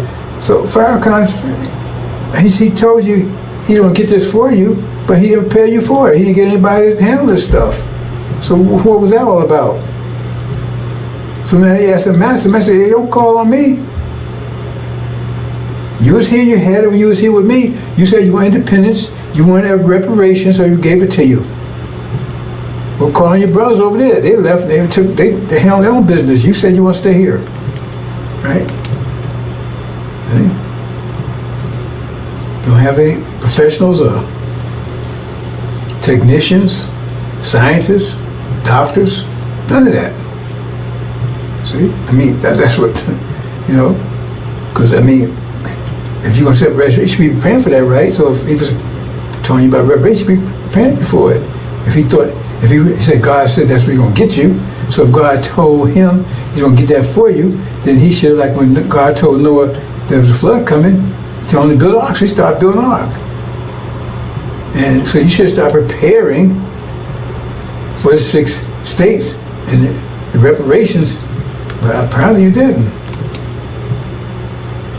And so now, it does say, look, hold it. We want total separation. Look, we don't want you to call us no more.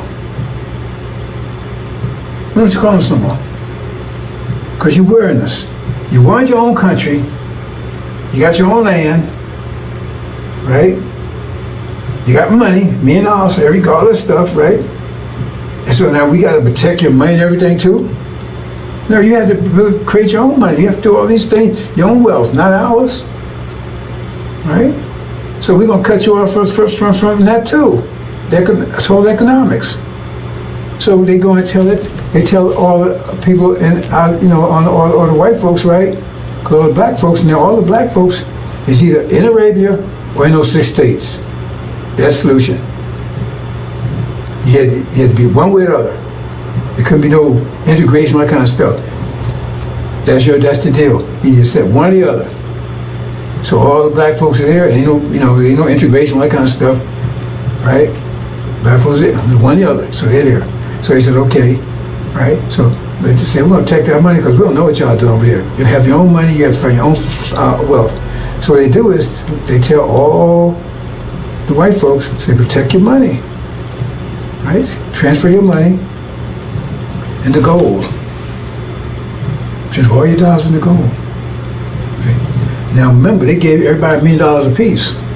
So everybody got $1 million a piece, right? And so they transfer it to gold. And then what happens is that what they do is they start just printing money. White folks just start printing money. You understand what that means? That's inflation, right? Because if you got $1 million of gold, a million ounces of gold, say a million ounces of gold, understand this, and you got 1 million certificates, then you say each certificate is worth 1 ounce. If you got 1 million ounces, each certificate is worth 1 ounce. Understand that? If you got 1 million ounces of gold, and you got 1 million certificates, each one of those certificates is worth 1 million. If you want to say trade with the certificates, each one of the certificates is worth 1 ounce of gold, right? But if you take and print, you say you got 1 million ounces of gold, and you got 1 million certificates, each one. But say you print twice as many certificates, you got 2 million. Well, then each certificate is only worth 50 cents now, because you got to connect that to the gold. Well, you print 4 times, then each one is worth a quarter. So the more you print, the less they worth, because those certificates have to equal what the gold is. You understand? So the more you print money, the less, right? The less they're worth. So if you print twice as much money, right, there's less gold. You understand? So $1 is worth 1 ounce of gold, which that's right. Then if you print double that amount of dollars, then each one's worth half an ounce. You understand? That's what printing money without increasing the wealth does. That's inflation. So what happens is They keep printing. They get down to where $100 is worth a penny. But see, that doesn't affect their people. They told to protect their money because they transfer their money to gold. So gold still has its value. It's just the dollars don't. It still got the same amount of gold. But the dollars, they get down to a penny. So you can't buy it. You had $1 million, now your $1 million worth of $5. That's what all this worth. $1 million. Hardly worth anything. I want a bunch of, hey, that's our money. You gotta have your own money, you control your own wealth. You can't keep coming to us what you're doing. And you think they wouldn't do that? Yeah, you been a Gaza lately? You see what happened to the trees they made with the so-called natives? Kept telling me you had a forked tongue because they kept making trees with them, then they broke the trees. And took their land and genocide and everything else. But no, they wouldn't do that to you. See? Because now you have, your money's worth nothing. They haven't lost anything. Because once that money's worthless, it's no good, right? Then you burn it up, throw it away, it's worth nothing. The people still got gold. And even if they take it, hold on to money, hope to increase again, they're using a different certificate, using another form of money. So it's still worth nothing. That $1 million you had, you were so happy with it, now it's probably worth maybe $1. So you can't buy anything with $1. Plus the economy's collapsed because everything is failing, and you don't know how to repair it. You don't know how to build communications. You don't know how to do any of this stuff. You're not an engineer, build a house. You don't know how to do anything because Farrakhan didn't. Right? He didn't prepare you. He told you he'll give you 6 days. He told you, listen to me, right? So now you're broke, and your economy is gone. You have no food, no electricity, no power, anything. Right? It's not their fault. They gave you what you asked for. That you saw out your inheritance for that. And then they closed the border. Because you're going to try to get back into America now. We want to come back in, Master. No, we don't want you back in here. We sorry, we want to come in. No. That's what you chose. You stay there. They closed the border, so you can't get back in here. You can't get back in America, into what you could call your land now. Swaziland or something? Farrakhan. Maybe you call it Traveland. Farrakhan. They met the Farrakhan. Right? So they close the borders, you can't, because now you're hungry and everything else, your money's worthless. Oh God, come back, Master, I'll come back work for you, I'll work for Popeyes, I'll do anything you want. No, remember, now blacks, either they over in Arabia or they in that land. There are no blacks in America, in places, just in that land, that you 6 days. And now you're starving, you ain't got no, your money's worthless, nothing works, and they close the border. Right? And then you see Master, you on the phone, you talking to the guy that you kept treating, help you. Hey, we finally got rid of them niggas. Finally got rid of them. Finally got rid of them. See on the phone. Yeah, it worked. We sold them no reparations. We sold them that used car. You turned the miles back and everything else, and they bought it. See? They could have had a BMW. They could have had a Lamborghini. They sold that for a BMW that looked good. Damn thing didn't work. And now they're starving, living in tents.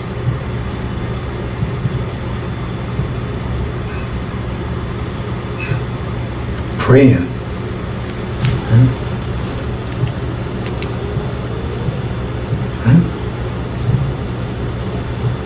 So what? Then what next? What we gonna do, Farrakhan?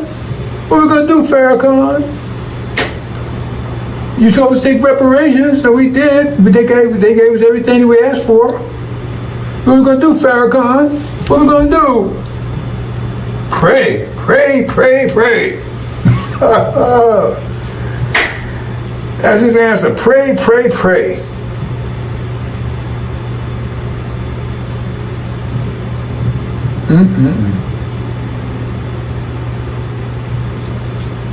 That's your reparations. like Elijah Muhammad said, he had a big picture. We leaving, and blacks staying on the shore, the ones stay behind, and they was whooping their ass. Right? Because they thought you think they want to give you some land and take care of you? You think they want to do that? And go bankrupt, give everybody $1 million? You know how much that is? If it's 17 million, if it's 17 million times 17 million times a million is like $17 trillion, I think, something like that there. Then they're going to do all that for you. They want to get rid of you. So now they've succeeded. Because they closed the border. And what you going to do? You want to fight to come out? They closed the border. They got the military around there. They finally got rid of you. No more black problem, no more Negro problem anymore. One group's out of here, another group that's here. They're gone, and our hands are clean. We gave them what they wanted. Well, anything. Okay. God honors contracts. Remember, he honored the contract with Jacob. Esau sold his birthright for a bowl of soup to Jacob, when it was Esau's inheritance, and God honored it. Okay, Jacob, it's yours. You're the one. And that's the deal. Because he ain't your friend. Farrakhan ain't your friend. Pray, pray, pray. That's the answer. This is homeland you was promised. You never rejected it. So now you got what you asked for. So if they gave you reparations today or tomorrow, how would that scenario not play out like that? Well, they say, okay, you got it. Tell me how the scenario wouldn't play out like that. And tell me why they wouldn't do it. They love you so much, they're going to say, okay, we're going to take care of them. I mean, why should they go out their way to take care of you when you was right here? You was working at Popeyes and living in the ghetto on Section 8, all that stuff right here where they, because you know they're trying to get rid of that stuff right now. Trump's trying to get rid of all that stuff right now. Because they're closing on you, you don't realize it. Anyway, that's just, that's what's happening over in America. Wow. Boys come here. Disaster over there. And, oh, I just got a call. Oh, wait, hold it. Really? You serious? Our ambassador just got a call from I don't know what they call them. They call it Conland or something. I forgot what they some name they call it right there. That 6th day. They begged us to come and help. Can they come over here? Can we come and get them? Really? Can we come and get them and bring them? Oh no. Now he went and asked Master Farrakhan Muhammad, right? He said, no, hell no. We ain't going to get them. And I agree with that. Yeah, the Master said he said, let's call him, and he passed the word to Master Muhammad. Master Muhammad said, send him back. Master, no, we can't come and get you. You chose, you made your choice, live with it. Or die, whatever the situation is. Wow. I can't believe that. They actually, right, sent a message over. I don't know how they did. I don't have any communication with it. Somehow they got the information over to him. Said, would we please come and get him? Nope. Said, no, tell him no. And don't waste time communicating with us anymore. You got your land, you got your reparations, you got your money, you got Farrakhan as your leader. Yeah, tell him, talk to him, let him straighten out for you. He didn't want to sell you the idea, he was a salesman. So you on that idea of reparations, we told you. Right? Suleiman, right? He was the messenger to you, telling you, look, man, let's go home. You said no. You chose not to.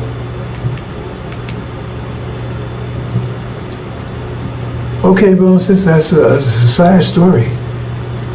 But I guess that's it. Is that it? Well, if anybody getting more reports on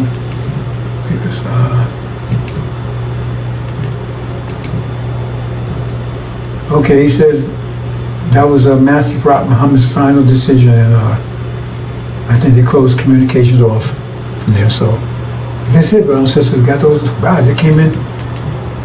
All that came in today, man. Came in fast. After a whole year, total collapse. Now they begging it. Somebody help them. We can't do it. Maybe Master help you. We won't do it. Assalamu alaikum.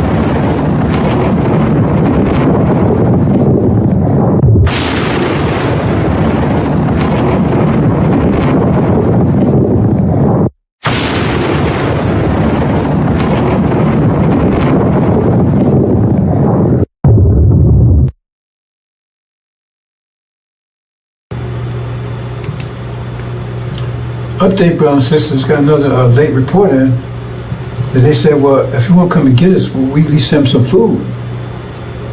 They begged, said, please send us some food. Master Muhammad said, we got to send them a damn thing, nothing, zero. He said, please just send some food.